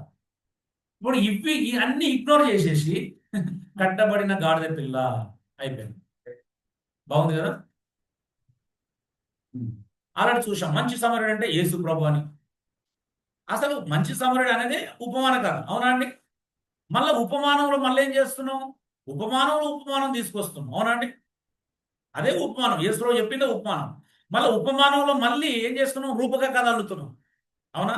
మనుషుడు అంటే విశ్వాసి, దొంగలంటే సాతాను, యెరూషలేం అంటే సంఘము, ఎరికో అంటే పాతాళము, లేకపోతే నరకము, లోకము, ద్రాక్షరసం అంటే అది, రొట్టె అంటే ఇది, దినారాలంటే అవి. యేసుప్రభు సమరుడు అంటే చివరికి యేసుప్రభు, యాజకుడు అంటే పాస్టరు, లేవీయుడు అంటే సంఘ పెద్ద, కూడకుల ఇల్లు అంటే సంఘం అంట. కామెంట్ ఫైనల్ చూడండి, అదే ఉపమానం. అంటే ఉపమానంలో మళ్ళీ ఏం చేస్తున్నారు? మళ్ళీ ఉపమానం చెప్పడానికి ప్రయత్నం చేస్తున్నారు. ఇది అన్నమాట తప్పు. ఉపమానం అంటే ఉపమానంగా తీసుకోండి, హిస్టారిక్ అంటే లిటరల్ గా ఉంటే లిటరల్ గా తీసుకోండి. లిటరల్ గా ఉన్నదాన్ని ఉపమానం చేయాల్సిన అవసరం లేదు. ఉపమానాన్ని మళ్ళీ అందులో ఉపమానాన్ని చేయాల్సిన అవసరం లేదు. చూడండి, నయోమి అంటే మధురం అనే అర్థాన్ని బట్టి ఆమె జీవితం బాగా ఉందని చెప్పిన మనకు అర్థమవుతుందా? ఆమెనే చెప్తుంది నన్ను నయోమి అని పిలవద్దు, నన్ను మారా అంటే ఎగ్జాంపుల్ చెప్తున్నా. ఇది ఎవరు ఒకరు వాడిదని చెప్పడానికి నేను తీసుకోలేదు. ఇలా ఇలా చెప్పకూడదని చెప్పడానికి మాత్రమే ఎగ్జాంపుల్. చూడండి, కొంతమంది నాయను అంటే సౌఖ్యం అని చెప్పి ఈ యవనస్తుని కథను ఎలా తీసుకున్నారు అంటే కొంతమంది తెలియక, కొంతమంది మార్చుకున్నారు నాకు తెలిసిన సహోదరులు. కొంతమంది తెలియక ఇప్పటికీ దీన్ని ఇలాగే చెప్తారు. యవనస్తుల కూడికలో నాయను విధవరాలి కుమారుని స్వస్థత తీసుకుంటారు. దాన్ని బట్టి ఏం చెప్తారు తెలుసా? ఒక ఆయన ఎలా చెప్పాడు తెలుసా? నాయను అంటే సౌఖ్యం. సౌఖ్యం అంటే ఆ ఊర్లో అన్ని సౌఖ్యాలు ఉన్నాయి, పబ్బులు ఉన్నాయి, అది ఉంది, ఇది ఉంది. యవనస్తులు చాలా ప్రమాదకరంగా చెడిపోతున్నారు. అసలే ఒక విధవరాలి కుమారుడు అంటే తండ్రి లేడు. తండ్రి లేని కుమారుడు ఎలా ఉంటారు? గారం ఎక్కువ చేసి ఉంటారు, విచ్చలవిడితనం పెరిగి ఉంటుంది, చిచ్చరిపిడిగా అయిపోయాడు, తిరుగుబోతు అయిపోయాడు, తిరిగి తిరిగి పబ్బులలో అక్కడ ఇక్కడ తిరిగి తిరిగిపోతాయిండు, వ్యభిచారం చేశాడు. చివరికి ఏమయ్యాడు? ఎయిడ్స్ వచ్చి చనిపోయాడు అని చెప్పిండు. నిజం చెప్తున్నాను. ఎవరో చెప్పారు, దాని పాపం తెలిసి తెలియక కొంతమంది మంచి సహోదరులు కూడా వాడారు. నేను వాళ్ళకి తప్పటలేదు, కానీ ముందున్న వాళ్ళు ఇలా స్టోరీ చెప్పారు దీన్ని. అసలు ఇది ఉందా అక్కడ? చూడండి, అన్నిటినీ అల్లగొరికలుగా మార్చడం అనమాట, లేని దాన్ని చెప్పడం. ఒకవేళ అదే నిజమైతే యేసు ప్రభు తెలియదండి? ఒకవేళ యేసు ప్రభు అలాంటి స్వస్థపరుస్తుంటే ప్రజలు ఏమనాలా? అరే, వాడు ఉన్నప్పుడే తన తల్లిని చాలా ఇబ్బంది పెట్టాడు, శ్రమ పెట్టాడు, వాడిని బ్రతికిస్తే మరింత ఇబ్బంది పెడతాడు ప్రభు అని అడగాలి, అవునా? కానీ యేసు ప్రభు ఎందుకు బ్రతికించాడు? ఒక విధవరాలి మీద చూపించిన కన్సర్న్ గురించి మాట్లాడాలంట, అవునా? దేవుడు ఒక విధవరాలి మీద జాలిపడి చేసిన కార్యం అది. ఒక విధవరాలికి ఒకే ఒక తోడు కొడుకు, అవునా? ఆ తోడు కూడా లేకపోతే ఒక విధవరాలి యొక్క జీవితం ఎంత దుర్భరంగా ఉంటుందో యేసు ప్రభు తెలుసు. ఆ కాలంలో విధవరాల జీవితాలు ఎలా ఉంటాయని. అలాంటి విధవరాలకు ఒకే ఒక తోడు. అందుకోసం యేసు ప్రభు వారి పాడిని ముట్టి స్వస్థపరిచి లేపి విధవరాలికి అప్పగించాడు. ఒకవేళ వాడు చెడ్డోడు అయితే ఫస్ట్ తల్లి అడగిస్తుంది, అవునా? ప్రభు వాడిని ఎందుకు బ్రతికిస్తున్నావు? వాడు బ్రతికినప్పుడు నాకు నరకం చూపించాడు, ఇప్పుడు మళ్ళీ ఎందుకు బ్రతికిస్తున్నావు అని అడగాలి, లేదని. సో విధవరాలి కుమారుడు చెడ్డోడు అని చెప్పడానికి ఏ ఆధారము లేదు. చెడిపోయినోడు అని చెప్పడానికి ఏమైనా ఆధారం ఉందా? ఇలాగ ఈ స్టోరీని తీసుకొని ఒక్క కారణం ఏంటిది వాళ్ళకి దొరికిన లాజిక్? నాయను అంటే సౌఖ్యము అని, సుఖవంతమైన అని అర్థం. దాన్ని బట్టి చెప్పొచ్చా అప్పుడు? అంటే దీని అర్థం ఏంటంటే సంపత్. అబ్బా, సంపద అంటే ఏంటిదండి? చాలా సంపద కలిగిన వాడు. ఆయన బ్యాంక్ బ్యాలెన్స్ ఓపెన్ చేస్తే కనీసం మినిమం 2 కోట్లను ఉంది, అంత సంపద ఉంది ఆయన. ఆయన పర్సు తీస్తే కనీసం 2000 రూపాయల నోట్లు ఒక 10-20 అన్న ఎప్పుడు జగలు పెట్టుకొని తిరుగుతాడు. అది సంపద. సంపద అంటే అది. ఇట్లా చెప్తే అర్థం ఉంటుందా? మీరే చెప్తారా? ఆయన పేరు ఆనందం. ఎంత ఆనందం ఉంటాడు తెలుసా? ఎన్ని గొడవలు వచ్చినా, ఎన్ని కొట్లాటలు వచ్చినా, ఎన్ని శ్రమలు వచ్చినా ఆనందంగానే ఉంటాడు. నువ్వు వెళ్ళి ఒకసారి రాయితో కొట్టు, ఆయన నవ్వుతూనే ఉంటాడు, అంత ఆనందం. ఈ పిచ్చి ప్రసంగాలు ఇది ఏమంటారు? ఈ అల్లగొరికల ప్రసంగాలు అన్నమాట. లేని చెప్పొద్దు, ఓకే? ఇంతమంది చెప్పాను. కయీన్ హేబెల్ కథ తీసుకొని దశంభాగాల గురించి చెప్పడం. చూడండి, ఇక్కడ వాక్యం కంటే సొంత ఊహలకి ఎక్కువ ప్రాధాన్యత ఉంటుంది, అవునా? లేఖనం కన్నా వారి మైండ్కి ఎక్కువ అధికారం ఉంటుంది. ఎక్కడ చూసినా అల్లగొరికల ప్రసంగాలు. ఈరోజు ఈ దిశగా వెళ్తే నిజంగా జరిగిన బైబిల్ చరిత్ర కూడా ఏం చేయాలా? ఊహల పుస్తకంగా చూడాల్సి వస్తుంది. చందమామ కథల పుస్తకానికి ఈరోజు బైబిల్ పుస్తకానికి బైబిల్కి తేడా లేనట్టుగా మార్చేశారు, అవునండి? మార్చారా లేదా? దేవుడిని ఏమడిగితేనే ఇస్తాడంటారు వాళ్ళు కొంతమంది, అవునా? రోడ్డు మీద అడిగితే బంగారం కురిపించాడంటే దేవుడు ఒక తులం బంగారం. విచిత్రంగా ఉంటుంది. అసలు ఎలా చెప్తారో కూడా అర్థం. మాకు ఇవ్వచ్చు కదా, మాలాంటి పేదలకు, ఎవరైనా పేదలకు ఇచ్చేవాళ్ళం, ఇంకా పంచేవాళ్ళం. అలా గుమరించండి. మాకు 10 ఇస్తే అందరికీ పంచుతాం. పేదవాళ్ళకి ఇస్తారా? సాక్ష్యాలు భయంకరమైన ఒకవైపు అలగోరికలు ప్రసంగాలు. చూడండి, ఇలా మీరు ఎన్ని వీడియోలో చూడండి, ఏదో ఒక అలగోరికలు దొరుకుతుంది మీకు, అవునా? లోకమంటది చూడండి. మేము ఒక కొండ మీద వెకేషన్కి వెళ్ళాం, ఈ కొండ మీద రూమ్లో పడుకున్నాం, దయ్యం వచ్చినాను గట్టిగా పట్టుకుంది. దీని అర్థం ఏంటో తెలుసా? దయ్యాలు కేవలం ఎత్తైన ప్రదేశాల్లో మాత్రమే ఉంటాయి. అబ్బా, ఏం రివల్యూషన్! ఆమెను మళ్ళీ ఇంకోరు చెప్పారు, దయచేసి పొరపాటున కూడా చనిపోయిన వారి ఇంట్లో రెంట్కుండొద్దు, ఎందుకంటే చనిపోయిన వారి ఆత్మలు అక్కడ దయ్యాలై తిరుగుతాయి. చూడండి ఎంత అద్భుతమైనటువంటి అండర్స్టాండింగ్. బైబిల్ ఉందా? అలాగే చనిపోయిన వాళ్ళు దయ్యాలు అవుతారని ఎక్కడన్నా ఎక్కడ కనిపించారు? వీళ్ళకి కనిపిస్తే మరి అదేందో, చనిపోయిన వాళ్ళు వీళ్ళు దయ్యాలే కనిపిస్తారు వీళ్ళకి మాత్రమే. కానీ వీళ్ళు పెద్ద పెద్ద చదువులు చదివిన వాళ్ళు. అవునంటే ఇలా మాట్లాడే వాళ్ళు అందరూ చదువు సంస్కారం నేర్పేలే బైబిల్. చదువు ద్వారా కామన్ సెన్స్ రాలేదు, కనీసం బైబిల్ జ్ఞానం అన్నా సరిగా లేదు. సరే, బైబిల్ జ్ఞానం సరిగా లేదు, కనీసం చదువుకున్న కామన్ సెన్స్ అన్న వచ్చిందా? రాలా. ఇంకొక అంటది, ఏమంటది ఆమె? ఏమొచ్చిందంట? బీపీ చెక్ చేసుకుంటే 143 వచ్చిందంట. ఆ నెంబర్ చూడగానే చూసినావా? బీపీ చెక్ చేసుకుంటే కూడా దేవుడు నాకు ఐ లవ్ యూ, నేను ప్రేమిస్తున్నానని చెప్తున్నాడు. ఇలా ఎక్కడ పెట్టాలని చెప్పండి.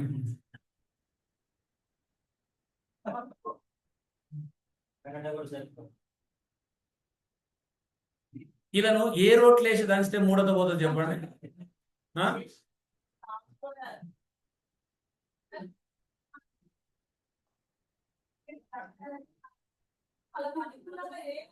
దేవుడు తన ప్రజలను సంరక్షిస్తాడనే మాట తీసుకొని ఇంకోగా అంటారు. ఏమంటది? దేవుడికి నేను చీపురు కట్టి ఊడుస్తా ఉంటే నా చెయ్యి కందిపోకూడదు, దేవుడు కొంచెం చీపురు ఇలా కిందికి పట్టుకోమన్నాడు. నా చూసినావా? దేవుడికి తన పిల్లలంటే ఎంత ప్రేమ అంటే వాళ్ళ చేతులకి ఇలా ఎర్రగా కందిపోవడం కూడా ఇష్టం లేదు.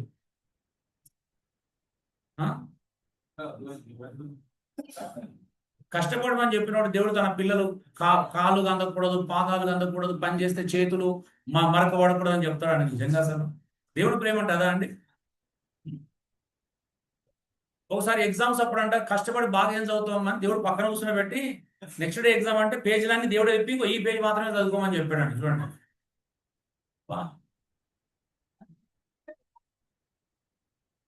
వాటి అన్ని వీడియోలు ఉన్నాయి నా దగ్గర, రుజువులు. చూశారు ఎప్పుడైనా? ఏం మాట్లాడుతున్నారో అర్థం కావట్లేదు.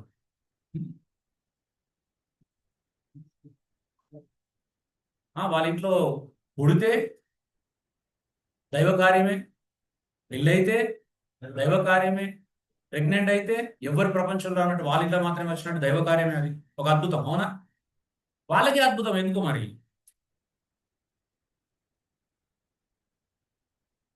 ఇలాంటి పిచ్చోళ్ళు ఎక్కువైతున్నారు. తప్పుగా అనుకోకండి.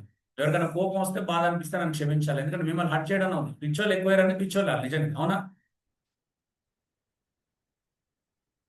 ఒక ఆయన చూడండి, వాళ్ళ హస్బెండ్ ఇంకా కామెంట్, ఒక క్యాన్సర్ పేషెంట్ కు వెంట్రికలు అవసరం అయితే ఈయన ఇంతవరకు జుట్లు పెంచుకొని కట్ చేసి ఇచ్చిండంట. చూడండి, ఇంత త్యాగం ప్రపంచంలో చేస్తారా? అంతసేపు అన్ని నెలలు ఎందుకు పెంచుకోవాలి రా బాబు? ఇంకొకటి ఏదైనా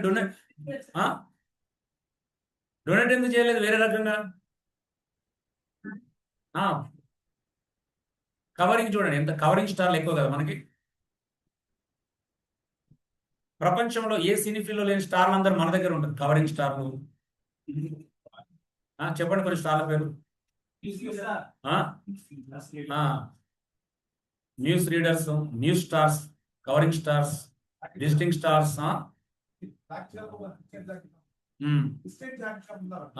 జాకీ ఛాన్సా అక్కడిక్కడ పరిగెత్తాలా? చెప్తే మొత్తం కదిలిపోవాలా బాడీ అని. ఎమోషనల్ స్టార్స్, మోడలింగ్ స్టార్స్,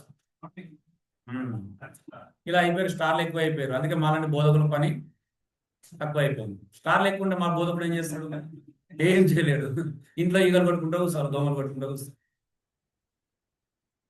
మాకు పని ఉంటే ఇలా అన్నమాట. అత్తగారు ఏం చేసిందంటే ఒక కోడలికి కుక్కర్లో ఒక గ్లాస్ బియ్యము 3 గ్లాసులు నీళ్లు పెట్టమన్నదంట. ఏం విన్నదో ఎలా విన్నదో మరి. కరెక్టే పెట్టింది కదా.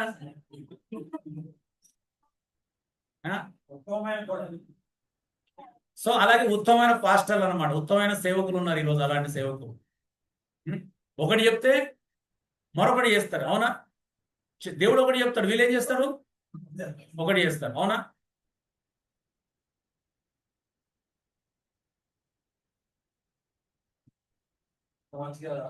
అంటే మనం ప్రార్థన చేసుకోమంటే ఏకంగా దేవుడు దర్శనమిచ్చిన ప్రార్థన గోపురాలే కడతారు, దాని మీద ఆస్తులు సమకూర్చుకుంటారు. అవునా? కరెక్టే పెట్టింది కదా. కుక్కర్లో ఒక గ్లాస్ బియ్యం, 3 గ్లాసులు నీళ్ళు, కరెక్టే కదా పెట్టింది.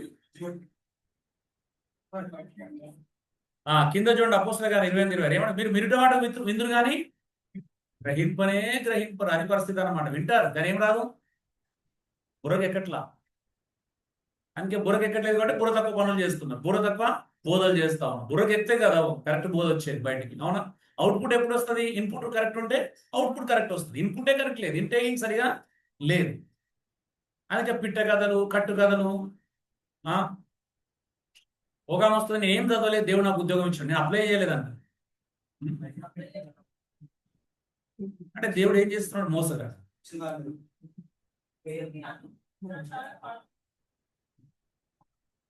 ఆయన పేరును ఎక్కడ వాడుకోవాలి, అన్ని రకాలుగా వాడుకుంటూనే ఉన్నారు. చూడండి, నేను ఆల్రెడీ చూశాను కదా, వడగట్టిన నీటినే తాగండి, అందుకే వడగడుతూనే ఉన్నారు ఇప్పటికి. అందుకే వాళ్ళు ఏంటిది, ఏది కట్టాలనుకుంటే అదే కడతారు, వాళ్ళ దగ్గర ఒకటే ఉంటుంది కట్టుకోవడానికి. వాళ్ళకి అర్థమైందే, కడతారు. అమ్మయ్య, finally linked Aadhaar to my pan. Correct కదా లింక్ చేసిన పాన్ కార్డ్.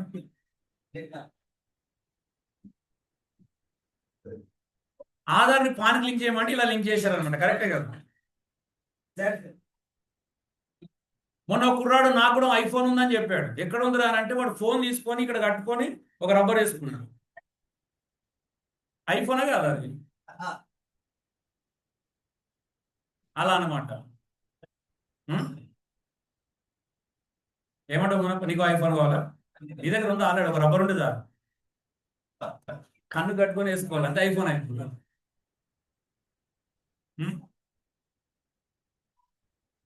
ఒకవేళ మీ ఆధార్ కార్డు పాన్కి లింక్ కాకపోతే కంగారు పడొద్దు, ఇంటికి వెళ్ళగానే ఒక చిన్న సెల్లో లేకుండా చాలు, ఇంటర్నెట్ కూడా అవసరం లేదు.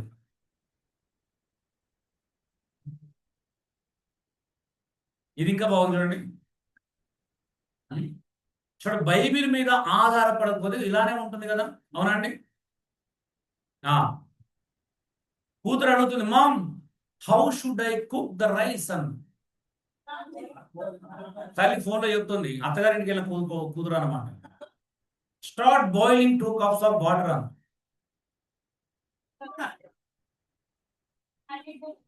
చూడండి, 2 కప్పులు పెట్టిందా లేదా?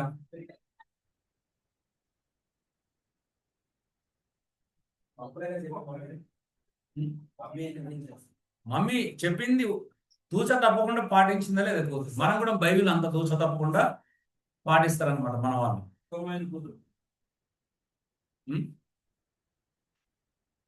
4 త్వరగా. Text out of context, taking literal అన్నమాట. సందర్భం లేకుండా వాక్యాన్ని అక్షరార్థంగా తీసుకోవడం. Text out of context. సందర్భం ఉంది, సందర్భానికి వేరుగా తీసుకోవడం అన్నమాట. సందర్భం లేకుండా వాక్యాన్ని అక్షరార్థంగా తీసుకోవడం అంటే ignoring the surrounding verses or book's purpose. Bible యొక్క పుస్తకాల యొక్క ఉద్దేశాన్ని, దాని ఆ వచనం యొక్క చుట్టుపక్కల వచనాల యొక్క సందర్భాన్ని ఏం చేస్తున్నారు అని అంటే ఇగ్నోర్ చేయడం అనమాట. ఎగ్జాంపుల్ చూద్దాం. ఫిలిప్పి 4:13 చదవండి. ఫిలిప్పీల రాష్ట్ర పత్రిక 4:13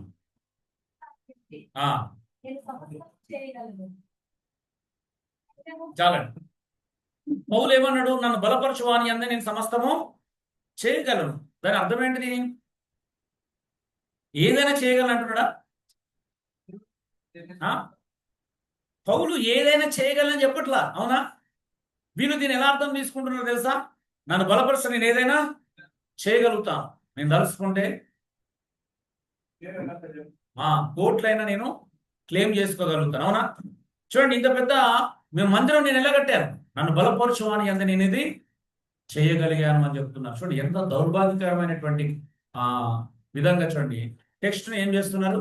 అవుట్ ఆఫ్ కాంటెక్స్ట్ లో తీసుకొని లిటరల్ గా అర్థం చేసుకోవడానికి ప్రయత్నం చేస్తున్నారు. పౌలు అదే చెప్తున్నాడా? పౌలు తనకు అప్పగింపబడినటువంటి బాధ్యత, పరిచర్య, అవునా, దేవుని కృప వలన ఆయన బలపరచడం వల్ల చేయగలుగుతున్నాడు. కానీ ఇది డబ్బు సంపాదించుకోవడానికి, ఆస్తులు సమకూర్చడానికి, ఏదైనా చేయడానికి సంబంధించింది కాదు. ఈరోజు స్టేజ్ ఎక్కిన ప్రతివాడు దీన్ని వాడేస్తున్నాడు. ఈరోజు నేను ఇంత గొప్ప మినిస్ట్రీ, ఇన్ని వేల మందిని, లేకపోతే ఇంత పెద్ద మందిరాన్ని నేను ఎలా కట్టామో తెలుసా? ఇది నా వల్ల అయింది కాదు, నన్ను బలపరచువాన్ని అందే నేను ఇది చేయగలిగాను అంటున్నాడు. వినడానికి బాగానే ఉంటుంది, కానీ ఫ్యాక్ట్ ఏనాది కాదు. అంటే దీని అర్థం ప్రతి వాక్యాన్ని అక్షరార్థం చేయడం అంటే అలంకార భాషను కూడా ఏం చేశారు?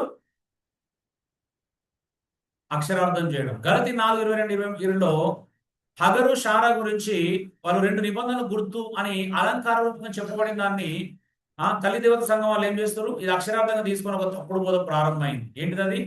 దేవునికి భార్య ఉందని, ఆమె మనకు తల్లి అని, ఆ తల్లి నామంలో మరలా బాప్తిజం తీసుకుంటేనే రక్షణ అని చెప్తున్నారు. నేనేమన్నా మా సహోదరం ఏమన్నా తెలుసా? ఒకసారి సరే మంచిది, ఒక 10 సంవత్సరాలు వెయిట్ చేద్దాం, అప్పటి వరకు మీ తల్లి బ్రతికుంటే అప్పుడు మీ తల్లి నామంలో బాప్తిజం తీసుకుందాం. ఫస్ట్ ఆ తల్లి బ్రతికుండాలి కదా. ఆమె పేరు తెలుసా మీకు? జాంగిల్జా, సౌత్ కొరియా, క్షమించా. చూద్దాం, జాంగిల్జా అప్పటి వరకు బ్రతికుంటే మేము తీసుకుంటాం అని.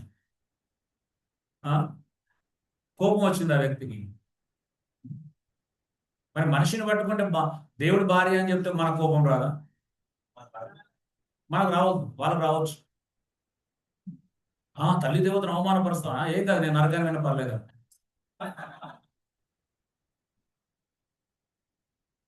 ఈమెనే జాంగిల్జా కదా. పర్లోకప్తాలు ఎంత మంచిగా ఉంది చూడండి. ఇతని పేరు ఆన్షన్ గాన్. ఇతడు 1918లో కొరియాలో జన్మించాడు. 1958లో హాంగ్ వాన్సన్ అనే స్త్రీని పెళ్లి చేసుకున్నాడు. పిల్లలు అన్నాడు. సెవెంత్ డే చర్చ్ లో విశ్వాసంగా తన జీవితాన్ని కొనసాగించాడు. ఆ తర్వాత తనకు దేవుని ప్రత్యక్షత వచ్చిందని, తాను ఏలియన్ అని చెప్పుకున్నాడు. అనేకులు ఈ మాట నమ్మేశారు. కొంతకాలానికి నేనే తీసుకున్నాను అన్నాడు. ఈ బోధన కూడా నమ్మేశారు. ఆ తర్వాత ఇతడు జాంగిల్జా అనే తన సంఘ విశ్వాసంతో సంబంధం పెట్టుకున్నాడు. ఆమెనే ఈ పరలోకపు తల్లి. మరి దేవుని భార్య ఇంకోటితో సంబంధం ఎందుకు పెట్టుకుందో తెలియదు. 1985లో ఇతడు హార్ట్ అటాక్తో చనిపోయాడు. ఇతని ప్రియులైన జాంగిల్జా ఇతని మినిస్ట్రీకి అధ్యక్షురాలైంది. కొంతకాలానికి ఈమెనే దేవుని భార్యగాను, పరలోక తల్లిగాను అందరూ నమ్మడం మొదలు పెట్టారు. వీళ్ళ మినిస్ట్రీ పేరు world mission society church of God. వీళ్ళు ప్రపంచం అంతా వేగంగా వ్యాపిస్తూ ప్రస్తుతం 1,20 లక్షలు చేరుకున్నారండి. ఇది ఎప్పుడో 10-20 సంవత్సరాల క్రితం. ఇప్పుడు కొన్ని కోట్లు అయ్యారు, 5 కోట్లనే అయి ఉంటాయి. ఇది పరిస్థితి. మరొకైనా ఉన్నాడు కుక్కడపల్లి కేపీహెచ్పి కాలనీలో కూడా. వాళ్ళ శిష్యులు ఏం చెప్తారంటే, మలాకి గ్రంథంలో రాయబడినటువంటి ప్రవక్త మేమేం చెప్పుకుంటారా? అవునా? చెప్పగానే నేనన్నా, ప్రవక్త ఎవరికి వాగ్దానం చేయబడ్డాడు? యూదులకి. అవునా? మరి ప్రవక్త ఎక్కడ పుట్టాలా? ఇజ్రాయెల్ దేశంలో పుట్టాలి, ఏదో మూలకి. అవునా? ఏదో గ్రామంలో, ఏదో పట్టణం ఇజ్రాయెల్ పుట్టాలి. మరి మీ ప్రవక్త ఏంది వరంగల్, హైదరాబాద్, తెలంగాణ, ఆంధ్రాలో పుట్టాడని అడిగింది. కోపం వచ్చింది వాళ్ళకి. ఇలా ఉంటుంది అడుగుతున్నాం. ఇలా వాళ్ళు ఏమైనా చెప్పొచ్చు. చూడండి, ప్రభురాత్రి భోజన సందర్భంలో ద్రాక్షరసం రొట్టెను అక్షరార్థంగా తీసుకోవడం. అవునా? అది అక్షరార్థం అండి, సింబాలిక్. అది సింబాలిక్ ఏం చేస్తున్నారు? అక్షరార్థంగా తీసుకుంటున్నారు. యోహాను సువార్త 6:52-57 వరకు కూడా కొంతమంది అక్షరార్థంగా తీసుకున్నారు. అవునా? నా శరీరం తిని నా రక్తం త్రాగి కూడా నిత్య జీవం గలవాడు అనేది అక్కడ ఉన్న శిష్యులు అక్షరార్థంగా తీసుకున్నారు కాబట్టి కఠినంగా అనిపించి వెళ్ళిపోయారు. 5వది ఐసోలేటెడ్ వర్డ్ థియాలజీ. ఒకే పదం మీద పూర్తి సిద్ధాంతం నిర్మించడం అంటే building doctrine from a single word without considering uses elsewhere. అంటే ఒకే ఒక వచనాన్ని ఆధారం చేసుకుని ఒక సిద్ధాంతాన్ని, ఒక బోధనని తయారు చేయడం అనమాట. అంటే ఇతర లక్షణాలను, ఇతర విషయాలను ఇగ్నోర్ చేయడం.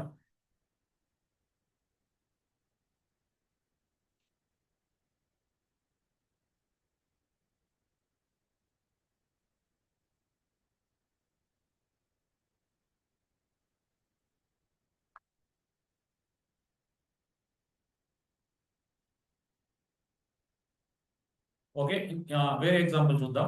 ఒక మాటను తీసుకొని సందర్భానుసారం కానీ అనేక వచనాలను తీసుకోవడం. ఉదాహరణ, రక్షణను గురించి అనుకుందామండి. రక్షణ వచనాలు తీసుకుంటే ఏమవుతుంది? రక్షణ గురించి కష్టతరమైన పరిస్థితుల నుండి విడుదల అర్థం ఉంది. గొప్ప ఉపద్రవం నుండి దేవుడు మమ్మల్ని రక్షించాడని పౌలు అంటాడు. అవునండి? అనారోగ్యం నుంచి విడుదల ఉంది, శత్రువుల నుండి విడుదల ఉంది, కిందిది లాస్ట్ శత్రువుల నుండి విడుదల. చూడండి, రక్షణ అనే పదజాలము కేవలము ఆత్మరక్షణ దగ్గరనే వాడవలేదు, అవునా? కష్టమైన పరిస్థితుల నుండి విడుదల సందర్భంలో వాడబడింది.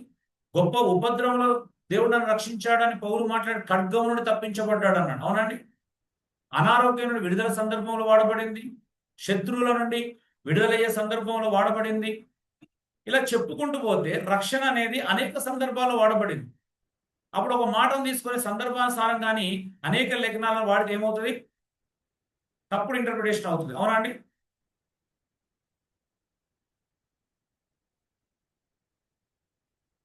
ఇంకా పాపం నుండి విడుదల ఉంది, బానిసల యొక్క విడుదల ఉంది, దయ్యం నుండి విడుదల ఉంది, చెర నుండి విడుదల ఉంది.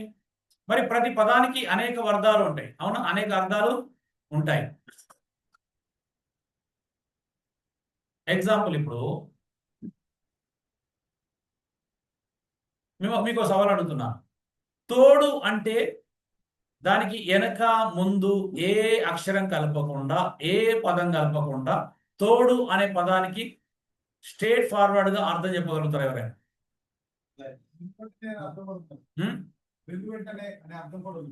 నో.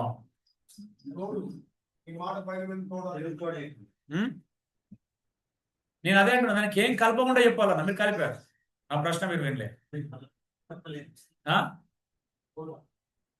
తోడు అనే పదానికి వెనక ముందు ఏమి కలపకుండా దాని కరెక్ట్ అర్థం చెప్పండి ఎవరైనా.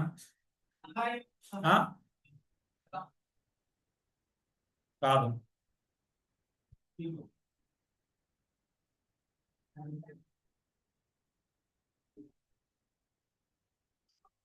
అంటే ఒక పదము అనేది సందర్భంలో పెట్టినప్పుడు ఏమైతుంది? అర్థము మారుతుంది. తోడు అనే పదాన్ని సందర్భాన్ని బట్టి అర్థం మారుతుంది, దానికి ఒక అర్థం లేదు. ఉందండి, మీరు చెప్పగలుగుతారు? ఒక్క అర్థం చెప్పాను, అందుకే అడిగాను. తోడు అనేది సందర్భాన్ని బట్టి అర్థం మారుతుంది, అలాగే రక్షణ కూడా సందర్భాన్ని బట్టి అర్థము మారుతుంది. ఇది అర్థం చేయించడానికి అడిగాను అనమాట. చూడండి, సందర్భాన్ని బట్టి ఏం మారుతుంది, ఎన్ని అర్థాలు మారి చూడండి. పాపం నుండి విడుదల, బానిసల యొక్క విడుదల, దయ్యం నుండి విడుదల, చెర నుండి విడుదల. అంటే ఒక్క పదము సందర్భంలో ఏ సందర్భంలో వాడితే ఆ సందర్భానికి సంబంధించిన అర్థాన్ని మాత్రమే ఇస్తారు, అవునండి. బానిసల యొక్క విడుదల దగ్గర రక్షణ పదం తీసుకొని పాపం దగ్గర విడుదల అనే దగ్గర వాడొచ్చా?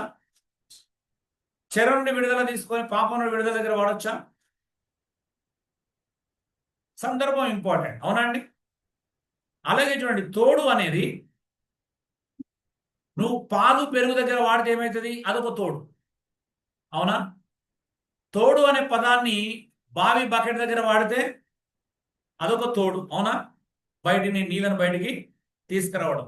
తోడు అనేది మరొక మాట. అంటే ఎగ్జాంపుల్ ఏంటి? తోడు అనేది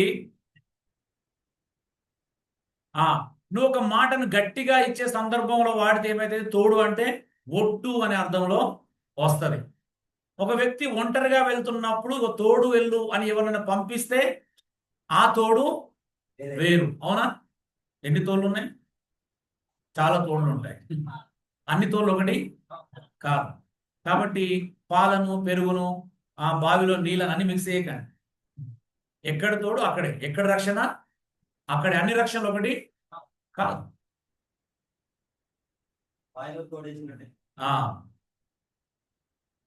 అవును, బావిలో నీళ్ళు తోడమే కాదు, మట్టి తోడడం దగ్గర కూడా తోడు అనే పదమే వాడతారు, అవునా?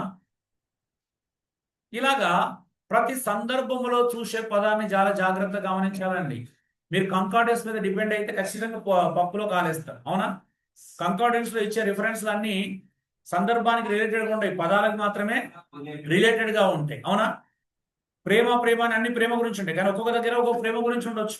అన్ని ప్రేమలు ఒకటి కాదు, అవునా? అందుకే ఎప్పుడు కూడా కాన్ఫిడెన్స్ మీద డిపెండ్ అవుతే చాలా. ఎప్పుడు డిపెండ్ కావాలి? లేఖనాల పట్ల అవగాహన ఉన్నప్పుడే, సందర్భం పట్ల అవగాహన ఉన్నప్పుడే వాటిని చూసుకోవాలి. ఆరోది ఇగ్నోరింగ్ హిస్టారికల్ కల్చరల్ బ్యాక్గ్రౌండ్, చారిత్రక సాంస్కృతిక నేపథ్యాన్ని విస్మరించడం. Forgetting that certain commands or customs applied to a specific culture and time. చూడండి, కొన్ని ప్రత్యేకించి కొంతమంది ప్రజలకు కొన్ని సమయాలకే వర్తించేటువంటి మాటలు ఉంటాయి. వాటిని తీసుకొచ్చి అందరికీ రుద్దకూడదు.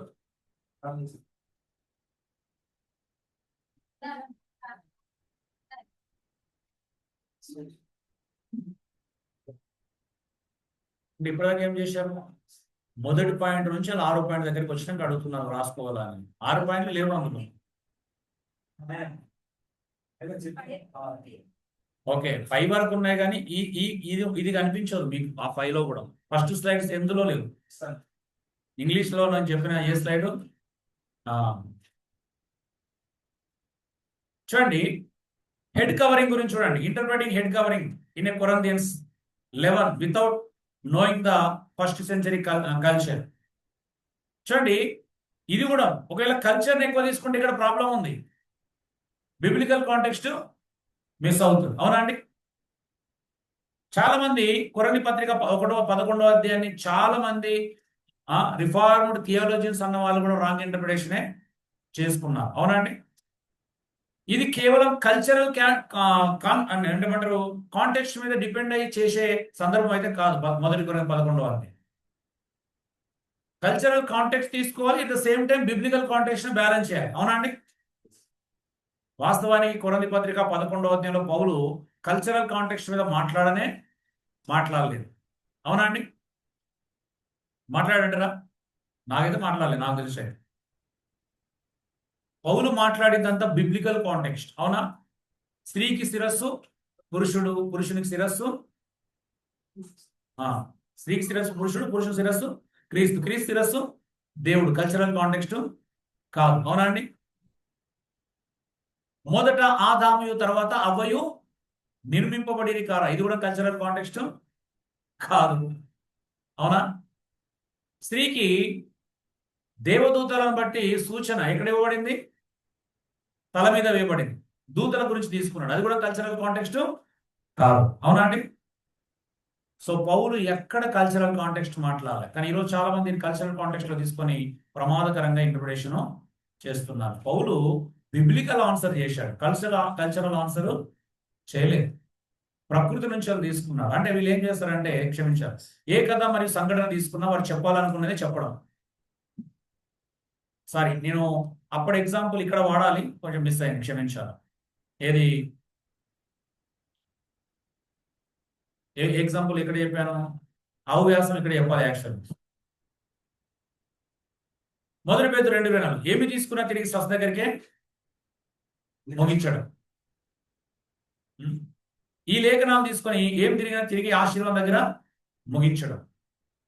అంటే వీళ్ళు ఏంటి అంటే, ఏ కథ తీసుకున్నా, బైబిల్లో ఏ ప్యాసేజ్ తీసుకున్నా వారు చెప్పాలనుకున్నదే చెబుతారు. అవ్యాసం ఇక్కడ అప్లై చేసుకోండి. అక్కడ ఇంతకుముందు ఎక్కడో మిస్ అయింది, అది నేను మిస్ అయిపోయాను. ఇవన్నీ కూడా చూడండి. కొంతమంది ఏ ప్రసంగం చేసి చివరికి దశంభాగం దగ్గర ముగిస్తారు. ఇదంతా ఎలా ఉందంటే, దేని గురించి వ్రాయమన్నా అవ్యాసం గురించి వ్రాసినట్లుగా ఉంది. అవునా? ఒక కుర్రాడు ఏమి రాయమని ఇచ్చిన ఏం చేసేవాడు? అవ్యాసమే రాశాడు. వీళ్ళకి ఏమనివ్వండి, చివరికి వాళ్ళు దశంభావం దగ్గరనో, స్వస్థ దగ్గరనో, ఆశీర్వాదం దగ్గరనో ముగిస్తారు. నిజమా కదండి? లేకపోతే మందిరం దగ్గరనో, అభిషేకం దగ్గరనో ఇక్కడే ముగిస్తారు. ఇంత అంతమించి వాళ్ళు వేరే దగ్గర, లేకపోతే ఆరాధన దగ్గరనో ముగిస్తారు. పాటలు, వర్షిప్ ఇవే ముగిస్తారు. ఇంకొక దగ్గర ముగించలేరా? నిజమా?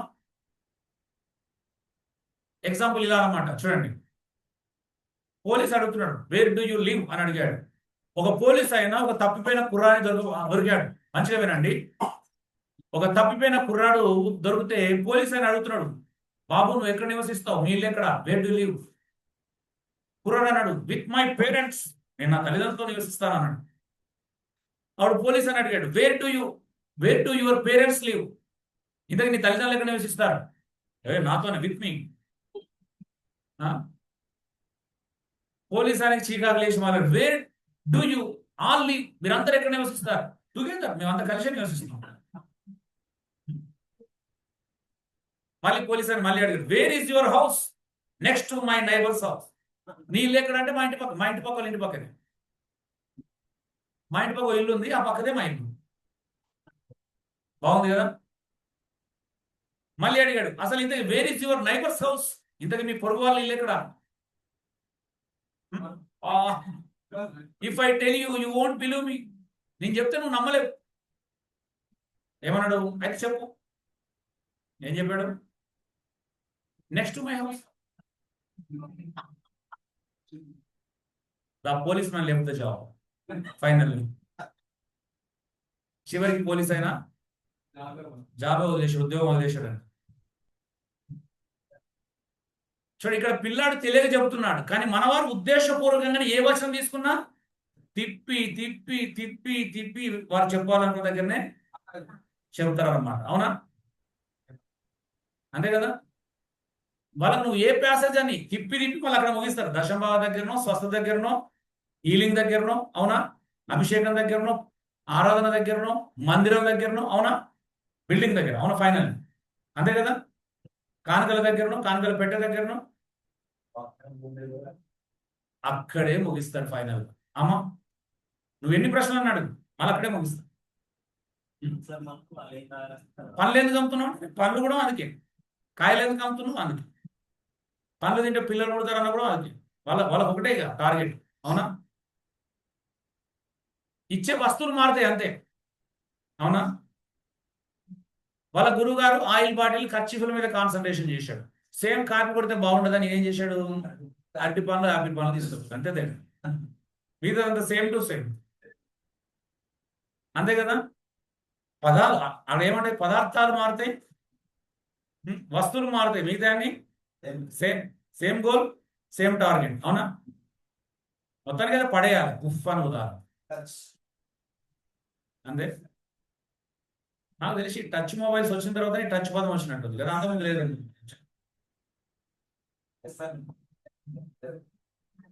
7, ఓవర్ స్పిరిచువలైజింగ్, అత్యంత ఆత్మీయంగా మార్చడం. దీన్ని ఓవర్ స్పిరిచువలైజింగ్ అంటారు. ఇది ఒక తప్పుడు అర్థ వివరణ. Turning clear physical and historical events into mystical meanings అన్నమాట. అంటే భౌతికంగా, అక్షరార్థంగా, చరిత్రపరంగా ఉన్నటువంటి అనేకమైన విషయాలను, సంఘటనలు వీళ్ళు ఏం చేస్తారంటే మర్మాలుగా బోధిస్తారు అన్నమాట. ఒక ఆయన ఏం చేశాడు తెలుసా? Example, claiming the 5 stones of David represent 5 steps to financial success అన్నాడు. దావీదు 5 రాళ్ళు పెట్టుకొని కొట్టాడు కదా. ఆ 5 రాళ్ళు ఏంటో తెలుసా? నువ్వు ఆర్థికంగా సక్సెస్ అవడానికి 5 మెట్లు. భలే కనిపెట్టారు కదా మెట్లు. అందరూ మీ ఇంటి ముందర కూడా వేయించుకోండి దయచేసి. ఏం చేస్తున్నారో ఒకసారి ఆలోచించండి. లిటరల్ గా, హిస్టారికల్ గా, చారిత్రకంగా ఉన్న సంఘటన కూడా వీళ్ళు ఏం చేస్తున్నారు? మిస్టిగా మారుస్తున్నారు. దీని అర్థం ఏంటిది? ప్రతి వాక్యాన్ని ఏదో ఒక మర్మంగా బోధించడం అంటారు. మర్మాల బోధకులు అంటారు వీళ్ళని. ఏమంటారు? మీకు ఒక మర్మాల బోధ గురించి చెప్తున్నాను, వినండి దయచేసి, శ్రద్ధగా వినండి, బాగుంటది మర్మాల బోధ. సామెతలు 25-28 ప్రాకారం గురించి ఉంది ఇక్కడ, అవునా అండి?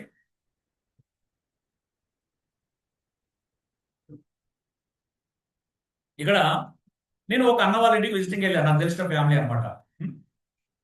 మా ద్వారా కొంచెం గాస్పల్ తెలుసుకొని అంతకుముందు స్టడీ చేసుకుని అదే టైంలో నేను కనెక్ట్ అయ్యాను. ఆ గాస్పల్తో బలపరచడానికి వాళ్ళ ఇంటికి వెళ్ళేవాళ్ళు వారానికి ఒకసారి. వెళ్ళగానే అక్కడ ఒక పాస్టర్ గారు ఉన్నారు. నన్ను చూడగానే, బ్రదర్ నేను చెప్పింది గుర్తుంది కదా, వెరీ సీరియస్ గా తీసుకొని 144 సెక్షన్ పాటించండి అని చెప్పి వెళ్ళిపోయాడు. నాకు అర్థం కాదు. వెళ్ళిపోయిన తర్వాత నేను కొంచెం ఇలా కూర్చున్నాను, బ్రదర్ అలా కూర్చున్నాడు. ఏంటి అన్నా 144 సెక్షన్ ఏంటిదని అడిగాను. 144 సెక్షన్ ఏంటిదంటే తెలుసా? ఆయన నోట్స్ లో రాసుకున్నాడు. ఏమని? సామెతలు ఏముంది? ప్రాకారము లేక పడిపోయిన పట్టణం ఎంతో, తన మనసును అదుపులో ఉంచుకోలేని వాడు అంతే. దీన్ని తీసుకున్నాడు అంటే, తీసుకొని మనసుకు ప్రాకారము వేయాలి. ఇక్కడ ప్రాకారం అంటే ఏంటిదండి? అలగొరికలు ఏమైనా ఉందా? మిస్టరీ ఏమైనా ఉందా ఇందులో?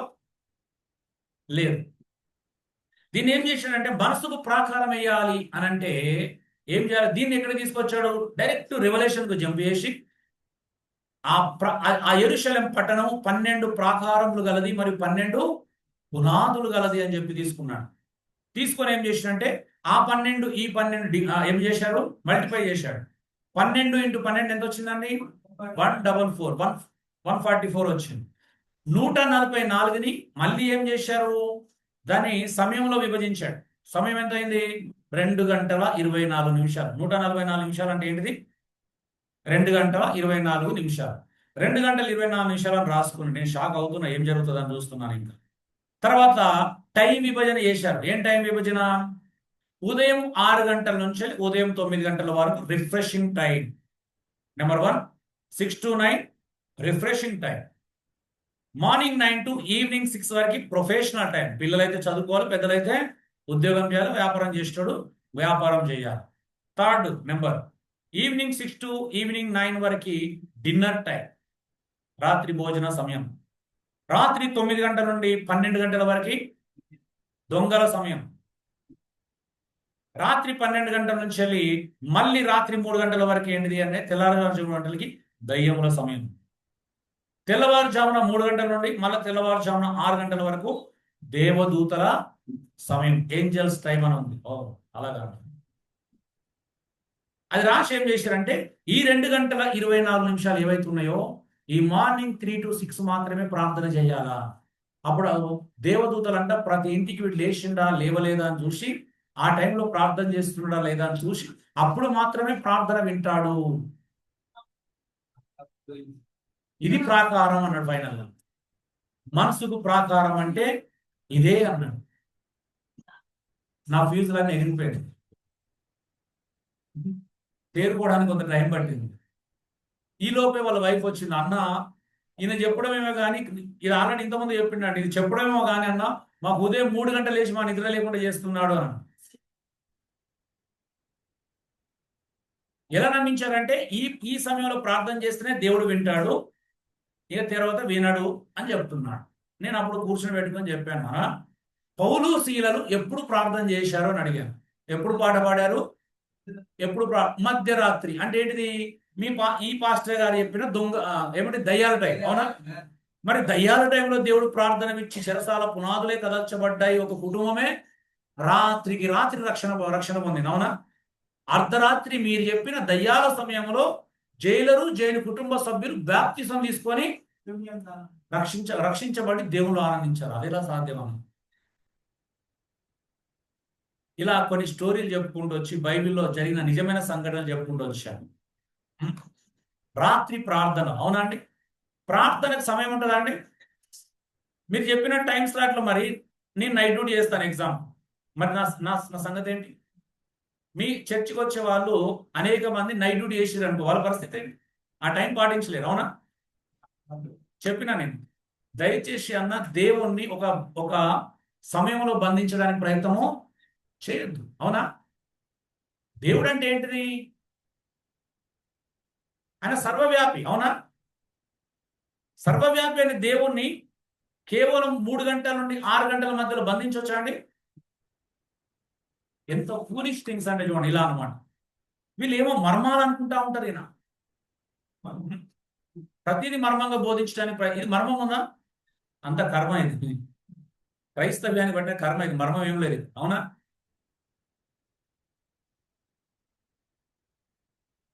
అంటే దాని అర్థం ఏంటిది? ఇప్పుడు అంటే నేను రాత్రి 3 గంటలు లేచి 2 గంటలు లేచి ప్రార్థన చేసినాను తప్ప దేవుడు వినడప్పుడు? దేవుడు ఎప్పుడైనా వింటాడు ప్రార్థన చేస్తాడు. 24/7 దేవుని సమయము లేదు. ఆమె టైం అనేది మనకు దేవుడికి సమయం ఉంటుందా అండి? ఆయన beyond the time, beyond the universe, అని within the universe, at the same time beyond the universe. So మనకు సమయం, దేవుడికి సమయం? అపరాత్రులు అర్ధరాత్రులు ఎప్పుడు పడితే అప్పుడు ప్రార్థన చేసిన వాళ్ళు బైబిల్ అనేకులు ఉన్నారు. ఇది అనమాట. బాగుంది కదా? ఇవన్నీ చెప్పాను ఆల్రెడీ. ప్రకటన 21:12 నుండి 12 ప్రాకారములు, 12 ప్రాకారములు, 12 గుమ్మములు, అనగా 12 × 12 144 సెక్షన్ అనమాట. అంటే నీ మనసు బాగుండాలంటే 144 సెక్షన్ వేసుకోవాలని. ఓకేనా? బాగుంది కదా వినడానికి? ఇలాంటి ప్రసంగాలు చాలా వినడానికి వినసొంపుగా ఉంటాయి, కానీ బిబ్లికల్ వీళ్ళు ఏమైతే సైకలాజికల్ ఫీలింగ్ అయిపోయి వేరే టైంలో కూడా ప్రార్థన చేయరు మళ్ళీ, అవునా? సో మనసుకు ప్రాకారం కావాలంటే 2 గంటల 20 నిమిషాలు ఖచ్చితంగా ప్రార్థన చేయాలి. అది కూడా ఉదయం 3 గంటల నుండి 6 మధ్యలోనే చేయాలి.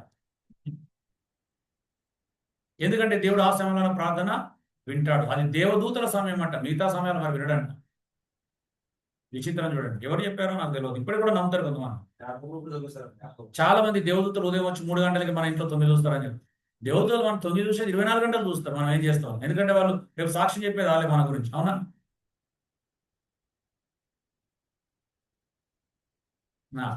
ఇంకొక సహోదరుడు ఉన్నాడు నాకు, సూరారంలో ఉంటాడు. ఇతను హైదరాబాద్లో సూరారంలో ఉంటాడు, మల్లారెడ్డి కాలేజ్ దగ్గర, హాస్పిటల్ దగ్గర. ఓ రోజు కలిశాడు. కలిస్తే మర్మాల బోధకుడు అనమాట ఈయన. కలిస్తే నేను డిబేట్కి వెళ్ళాను, నాతో పాటు ఒక 4 సహోదరులు తీసుకొని చర్చకి వెళ్ళాను, కూర్చున్నాం.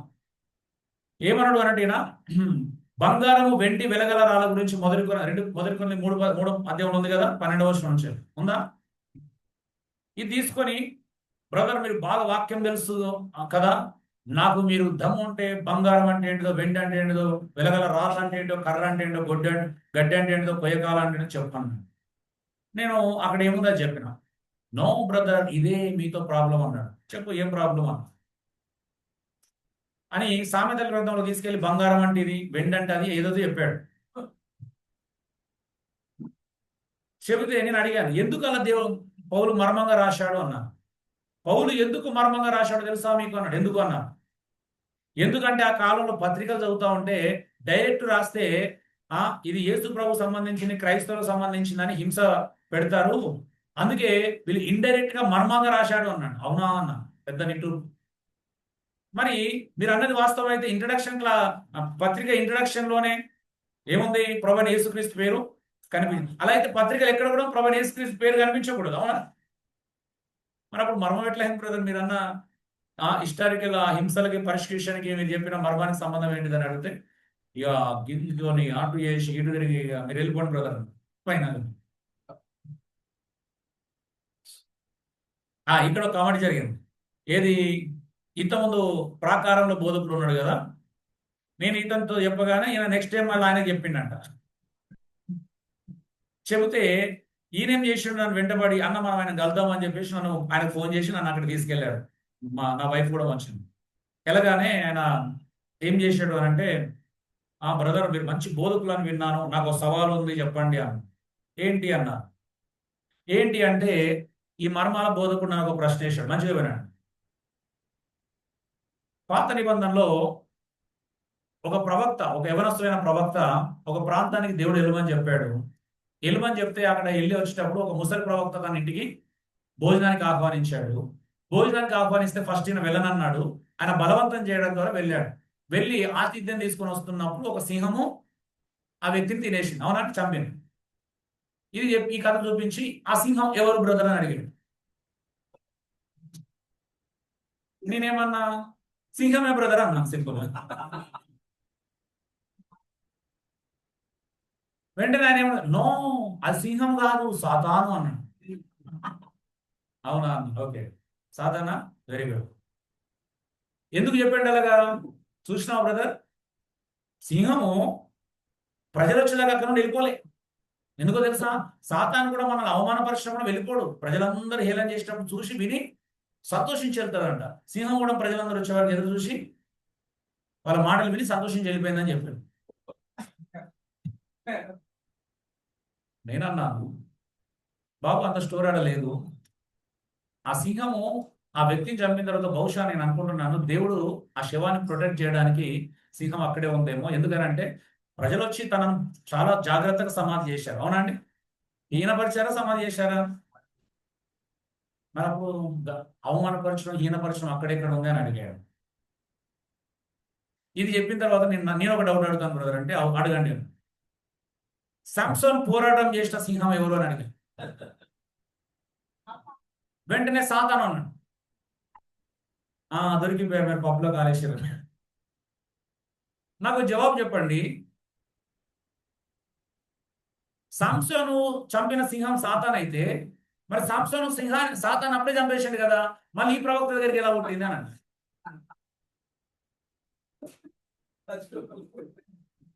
సాతాన్ అప్పుడే చంపి చచ్చిపోయాడు కదా, మళ్ళీ ఇక్కడ ఎట్లా వచ్చిండు అని అడిగాడు. జవాబు చెప్పలేక ఇక లోపలికి వెళ్ళి కాన్ఫిడెంట్ తీసుకొని చూపిస్తున్నాడు. బ్రదర్ నేను చాలా గొప్పగా వాడబడుతున్నా, పలానా రోజు ఇక్కడ మీటింగ్, పలానా రోజు గుంటూరులో ఉంది, పలానా రోజు విజయవాడలో ఉంది తెలుసా అని చూపిస్తుంది. దండం పెట్టి ఏం చేస్తాం అందరి నుంచి? అంటే మేము వాడబడుతున్నాం కాబట్టి రైట్ అనుకుంటున్నాం. రైట్, వాడబడిన వాళ్ళందరూ రైటేనా అండి? పబ్లిక్ స్పీకర్లు అందరూ రైటేనా? ఎంత భయంకరమైన దుస్థితిలో చూడండి. అర్థమవుతుంది కదా మీకు? మర్మాల బోధకులు. నువ్వు ఎందుకు బ్రదర్ అలా మర్మంగా రాశాడంటే ఇది రియల్గా జరిగిన స్టోరీలు ఇవన్నీ చెప్పిన రెండు. ఆ కాలంలో శ్రమలు కదా, బయటి వారికి అర్థం కాకుండా పౌలాలు రాశాడంట. మరి రాస్తే కొరని పత్రికలు ఎక్కడ కూడా యేసుప్రభు పేరు ఉచ్చరించకూడదు అలాంటి, అవునా అండి? మరి ప్రతి పత్రిక ఆరంభంలో యేసుప్రభు పేరు ఉపయోగించాడు కదా, అంటే తప్పుడు బోధకులని మమ్మల్ని బయటికి పంపించేశాడు ఫైనల్ గా. ఉదాహరణ 3 కూడా చూద్దాం. అలాంటి చెప్పాను కదా, ఇక్కడ సింహం అంటే సాతాన్ అంట. సాతాన్ కాబట్టి ప్రవక్తను చంపినా వెళ్ళలేదంట, ప్రజల ముందు అవమానపరిచిందంట. మరి బ్రదర్ సంసోన్ చంపిన సింహం ఎవరైనా అడిగితే అది కూడా సాతానే అన్న. మరి సంసోన్ సాతాన్ చంపాడు కదా, మరలా ఇక్కడికి ఎలా వచ్చిందంటే మీకు మర్మాలు అర్థం కావాలన్నమాట. నిజమే బ్రదర్, మీ మర్మాలు నాకు అసలు అర్థం కావాలన్నా. 8, ఇగ్నోరింగ్ ఒరిజినల్ లాంగ్వేజ్, మూల భాషలను పరిగణలోకి తీసుకోకపోవడం, misinterpreted because of translation limitations. వర్షం పడుతుందా? మీరెందుకు బయటకు పోతున్నారు?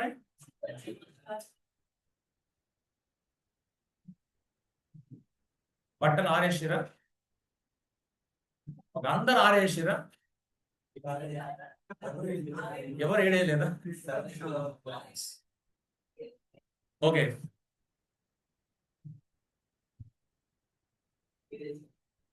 చూడండి ఎగ్జాంపుల్. వీళ్ళు ఏం చేస్తారంటే మూల భాషలను పరిగణలోకి తీసుకోకపోవడం. అపోస్తుల గారు 1:8, పరిశుద్ధాత్మ దేవుడు మీ మీదకి వచ్చినప్పుడు శక్తి నొందారంటే కొంతమందిని పొలిటికల్ పవర్ గా తీసుకుంటున్నారు, అవునా అండి?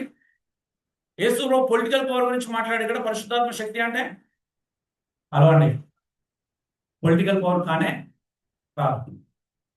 అక్కడ డునామిస్ అనే పదం వాడబడింది. డైనమైట్ అనే పదం నుండి వచ్చిందని. శక్తి అంటే విస్ఫోటనం, డైనమైట్ అంటే యేసు ప్రభు నమ్మిన వాడు పరిశుద్ధాత్మ దేవుని పొందిన తర్వాత చావడానికైనా సిద్ధపడేవాడు. అంటే మార్టియర్స్ అని ఉంటుంది, తర్వాత సాక్షులుగా జీవిస్తాడు. శక్తి పొందినవాడు మాత్రమే సాక్షులుగా జీవిస్తాడు. సాక్షి అంటే మార్టియర్స్, మార్టూస్ అనమాట. అంటే అధసాక్షులుగా మరణి, అది శక్తి అంటే. శక్తి అంటే ఒక క్రైస్తవుడు దేవుని సువార్త కోసం, దేవుని రాజ్యం కోసం తన ప్రాణాన్ని అయినా ప్రాణం తీసుకున్నా కూడా భరించగలిగే అంత శక్తి అనమాట. ఆమె చంపుకోండి అని వదిలేసేంత శక్తి. ఆ శక్తి గురించి మాట్లాడుతున్నారు, అంతేగాని పొలిటికల్ పవర్ గురించి కాదు. 9, డాక్టరల్ బియాస్ రీడింగ్ అనమాట. ఏంటిది? ముందే ఉన్న సిద్ధాంతం ప్రకారం అర్థం చేసుకోవడం. సో డాక్టరల్ బయాస్ రీడింగ్ అనమాట. అంటే అర్థం ఏంటిది? మీరు ముందు ఒక సిద్ధాంతం నమ్ముతారు, ఆ సిద్ధాంతం ప్రకారమే బోధిస్తారు అనమాట. అంటే twisting versus to fit your denominational view. వీళ్ళు ఒక డినామినేషన్ వస్తే ఏం చేస్తారు అని అంటే ఆ సందర్భాన్ని ఇగ్నోర్ చేసి వాళ్ళ డినామినేషన్ సూత్రాల ప్రకారమే లేఖనాన్ని అర్థం చేసుకుంటారు. ఉదాహరణ చెప్పాలా? మత్తయి సువార్తలో కానీ ఇతరత్ర లేఖనాలు మనం కొన్నిసార్లు చూద్దాం. చూడండి, కొంతమంది ఇప్పుడు ఒకవేళ సిఎస్ఐ లాంటి వాళ్ళు ఉన్నారనుకోండి, లేదా రోమన్ క్యాథలిక్స్ వాళ్ళు అనుకోండి, వాళ్ళు ఆ బ్యాక్గ్రౌండ్ వచ్చారు కాబట్టి, ఆ డినామినేషన్ సంబంధించిన కాబట్టి వీళ్ళు ఏం చేస్తారు? Forcing baptism versus to fit only infant baptism అనమాట. Or only adult baptism without ఏంటి ఒక్క నిమిషం వితౌట్ ఎగ్జామినింగ్ ఆల్ టెక్స్ట్. అంటే వీళ్ళు కావాల్సింది తీసుకున్నారు. ఇన్ఫాంట్ బ్యాప్టిజం అంటే ఏంటి? చిన్నపిల్లలకి బ్యాప్టిస్తున్నాడు, అవునా అండి? అంతే. ఇక మిగతా లెక్కలోకి తీసుకోరు. చిన్నపిల్లలు బ్యాప్టిజం రైటేనా? కాదు. ఇలా అనమాట. ఎగ్జాంపుల్ ఇంకోటి కూడా చూడొచ్చు. మత్తయి సువార్తలో మనము 3వ అధ్యాయంలో చూస్తే యోహాన్ అంటున్నాడు ఏంటిది? నేను మీకు నీళ్ళతో బ్యాప్టిజం ఇస్తున్నాను కానీ ఆయన అగ్నితోను పరిశుద్ధాత్మతోను బ్యాప్టిజం ఇస్తాడు అన్నాడు, అవునండి? వీళ్ళు ఏం చేస్తారు? అగ్ని బ్యాప్టిజం అనగానే ఒక డినామినేషన్ వాళ్ళు ఫైర్ ఫైర్ ఫైర్ అని అంటారు. సో అక్కడ అగ్ని అంటే ఫైర్ కాదు, నువ్వు అనుకున్న ఫైర్ కాదు అక్కడ, అవునా? అక్కడ అగ్ని బ్యాప్టిజం అంటే జడ్జ్మెంట్, నరకం కదా, తీర్పుకు సంబంధించింది. అంటే వాళ్ళు డినామినేషనల్ బ్యాక్గ్రౌండ్ చదువుతారు కాబట్టి వాళ్ళకి అర్థాలు ఏముంటాయి? పెంటకోస్ డినామినేషన్ అని అర్థాలతో చదువుతారు కాబట్టి ఫైర్ అని ఎక్కడ కనిపించినా హోలీ స్పిరిటే అనుకుంటారు, అవునా?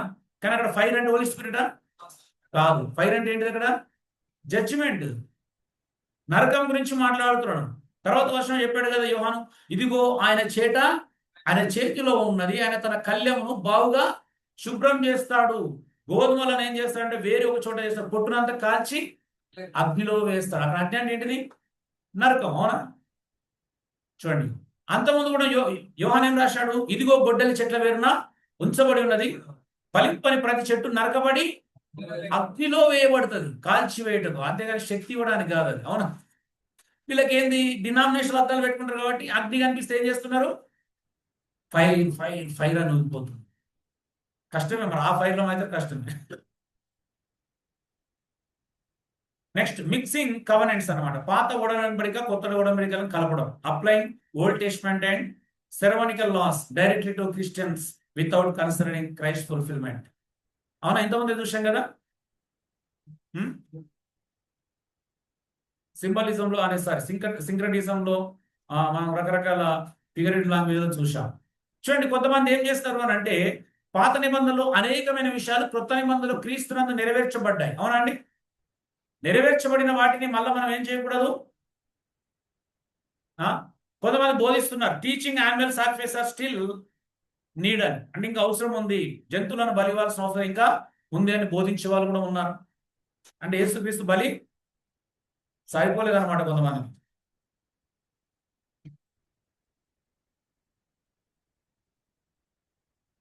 అంటే క్రీస్తులో నెరవేర్చబడినటువంటి విషయాలను కూడా వీళ్ళు ఏం చేస్తున్నారు? ఇంకా ఉన్నాయని చెబుతున్నారు. సరే, మనం ఇప్పటి వరకు 10 తప్పుడు అర్థం చూసాం. ఎన్ని చూసామండి? 10 చూసాం. ఓకే,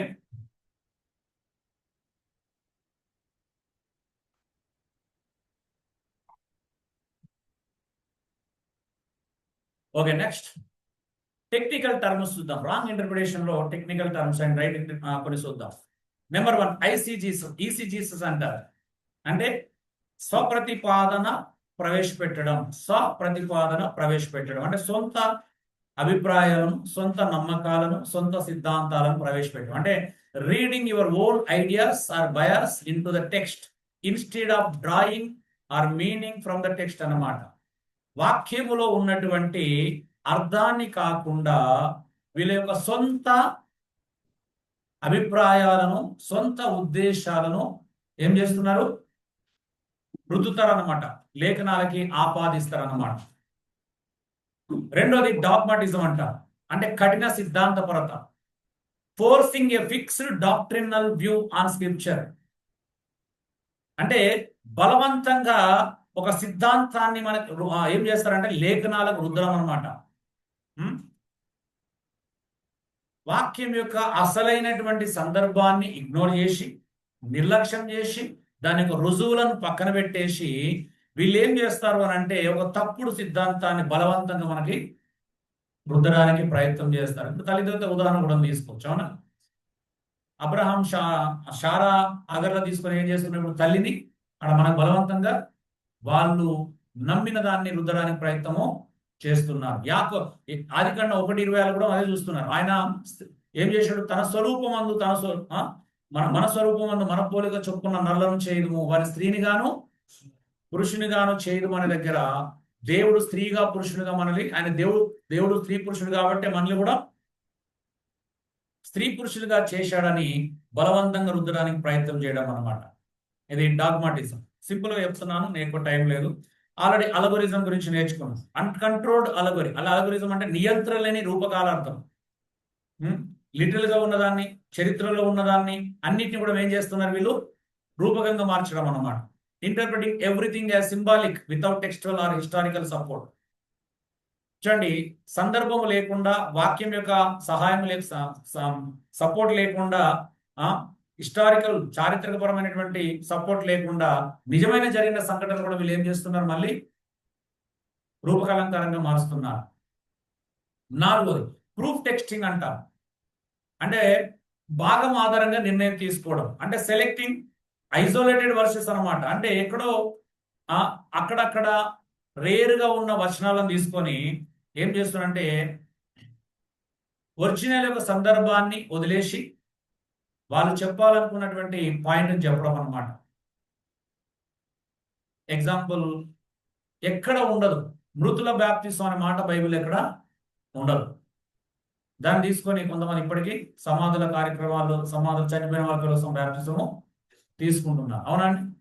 అలా అన్నమాట. కొన్ని ప్రా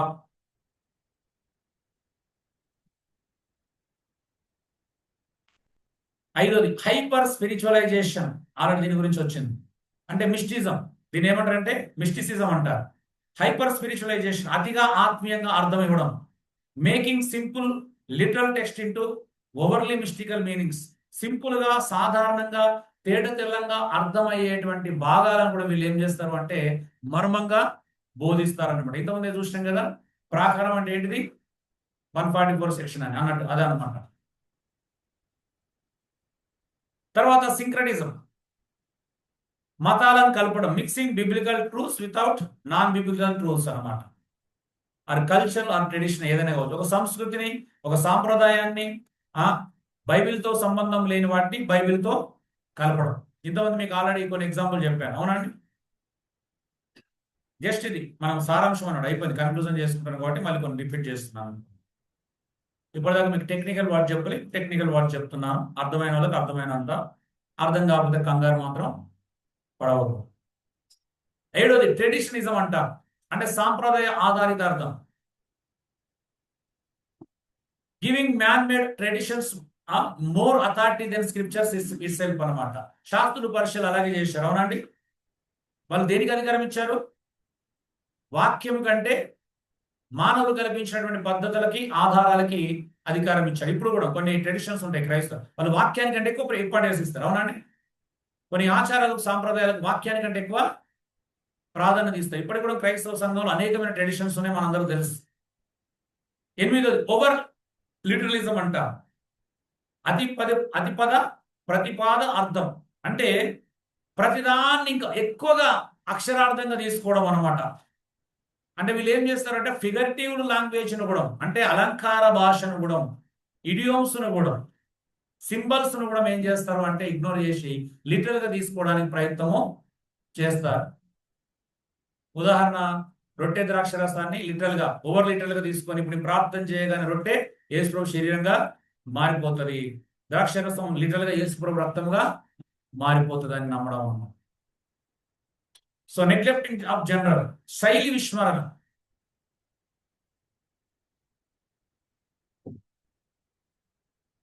so treating poetry, prophecy, narrative and epistles are the same way, ignoring their literary form అనమాట. చూడండి, ఒక భక్తుడు ఒక శైలిలో ఒక వచనాన్ని రాశాడు. దానిలో ఉన్నట్టు కొంతమంది ఏం చేస్తారంటే పద్య భాగాన్ని, ప్రవచనాత్మకమైన విషయాలని, కథలని, పత్రికలను అన్నిటిని ఒక రకంగా తీసుకుంటారు అనమాట. అసలైనటువంటి దాన్ని రాసినటువంటి లిటరీ, అక్షరార్థంగా రాసినటువంటి ఫామ్ని వీళ్ళు ఇగ్నోర్ చేస్తారు. చివరిగా అంటే కొన్ని పదోది ప్రైవేట్ ఇంటర్ప్రిటేషన్, వ్యక్తిగత అర్థం. ప్రైవేట్ ఇంటర్ప్రిటేషన్ అంటారు, claiming a meaning that only you see without scriptural or scholarly confirmation. Private interpretation అంటే అర్థం ఏంటిది అని అంటే ఇది వీళ్ళకి మాత్రమే కనిపిస్తుంది, ఇంకెవరికి కనిపించదు. అప్పటి వరకు ఏ భక్తుని కూడా ఆ అర్థం కనిపించదు అన్నమాట. బైబిల్ చదువుతుంది వీళ్ళకి మాత్రమే కనిపిస్తుంది అనమాట. అర్థమవుతుందా అండి? అంటే 2000 సంవత్సరాల నుంచి ఏ స్కాలర్ కనిపించిన అర్థం బైబిల్ చదివిన వాళ్ళు ఏ వ్యక్తికి అర్థం కాని విషయం వీళ్ళకి మాత్రమే అర్థమవుతుంది అనమాట. అందుకే దీన్ని ఏమంటారు, ప్రైవేట్ ఇంటర్ప్రిటేషన్ అంటారు. ఓకే, సో ఇది టోటల్ గా మనము ఏం నేర్చుకున్నాం, అర్థ వివరణలో రాంగ్ ఇంటర్ప్రిటేషన్ నేర్చుకున్నాం. ఏ ఇంటర్ప్రిటేషన్ నేర్చుకున్నాం? తప్పుడు అర్థ వివరణ సూత్రాలు నేర్చుకున్నాం. ఎన్ని నేర్చుకున్నాం? దాదాపు 10, అవునా? ఒకవేళ అర్థం కాకపోయినా కంగారు పడొద్దు, మళ్ళీ మనం చూసుకున్న అవసరం బట్టి. Okay, all clear? కొంచెం ఇబ్బంది ఉండొచ్చు కదా, టెక్నికల్ వర్డ్స్ మనం ఎప్పుడు వినని కొన్ని పదాలు వింటే కొంచెం ఇబ్బంది కలగవచ్చు. అందుకే నేను తెలుగులో వాటి యొక్క అర్థం చెప్పడానికి కూడా ప్రయత్నం చేశాను. ఓకే, మీరు రాసుకున్నారు కాబట్టి మళ్ళీ వీటిని పక్కన పెడితే అర్థం కావు, ఎప్పటికీ అర్థం కావు. వీళ్ళు స్టడీ చేస్తేనే అర్థమవుతాయి. ఓకే, ప్రార్థన చేసుకుందాం. Thank you lord. పరిశుద్ధమైనటువంటి మహోన్నతమైనటువంటి మా తండ్రి, నీకు లెక్కలేని స్థితులు, స్తోత్రాలు, మరి వందనాలు చెల్లిస్తా ఉన్నాను. మీ మహోన్నతమైన కృప మాకు ఎంతగానో అనుగ్రహించారు. అత్యద్భుతమైన రీతిలో ప్రభా మీ సత్యాన్ని నేర్చుకోవడానికి, గమనించిన సూత్రాలు నేర్చుకోవడానికి ప్రభు చూపించారు. అలాగే ప్రభు ఫిగరేటివ్ లాంగ్వేజ్ లో 17 సూత్రాలు నేర్పించుకోవడానికి కృప చూపించారు. ఈరోజు 10 తప్పుడు అర్థ వివరాలు నేర్చుకోవడానికి కృప చూపించారు.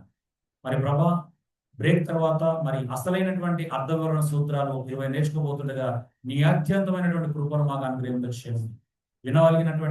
వింటున్న ప్రతి ఒక్కరిని మీరు దీవించండి, ఆశీర్వదించండి. విన్న వాక్యం అందరి హృదయాలు ఫలింపచేయండి. అర్థం కాకపోతే మరలా విశ్లేషించుకోవడానికి, పరిశీలించడానికి, పరీక్షించడానికి మరెక్కువ కృపను అనుగ్రహించండి.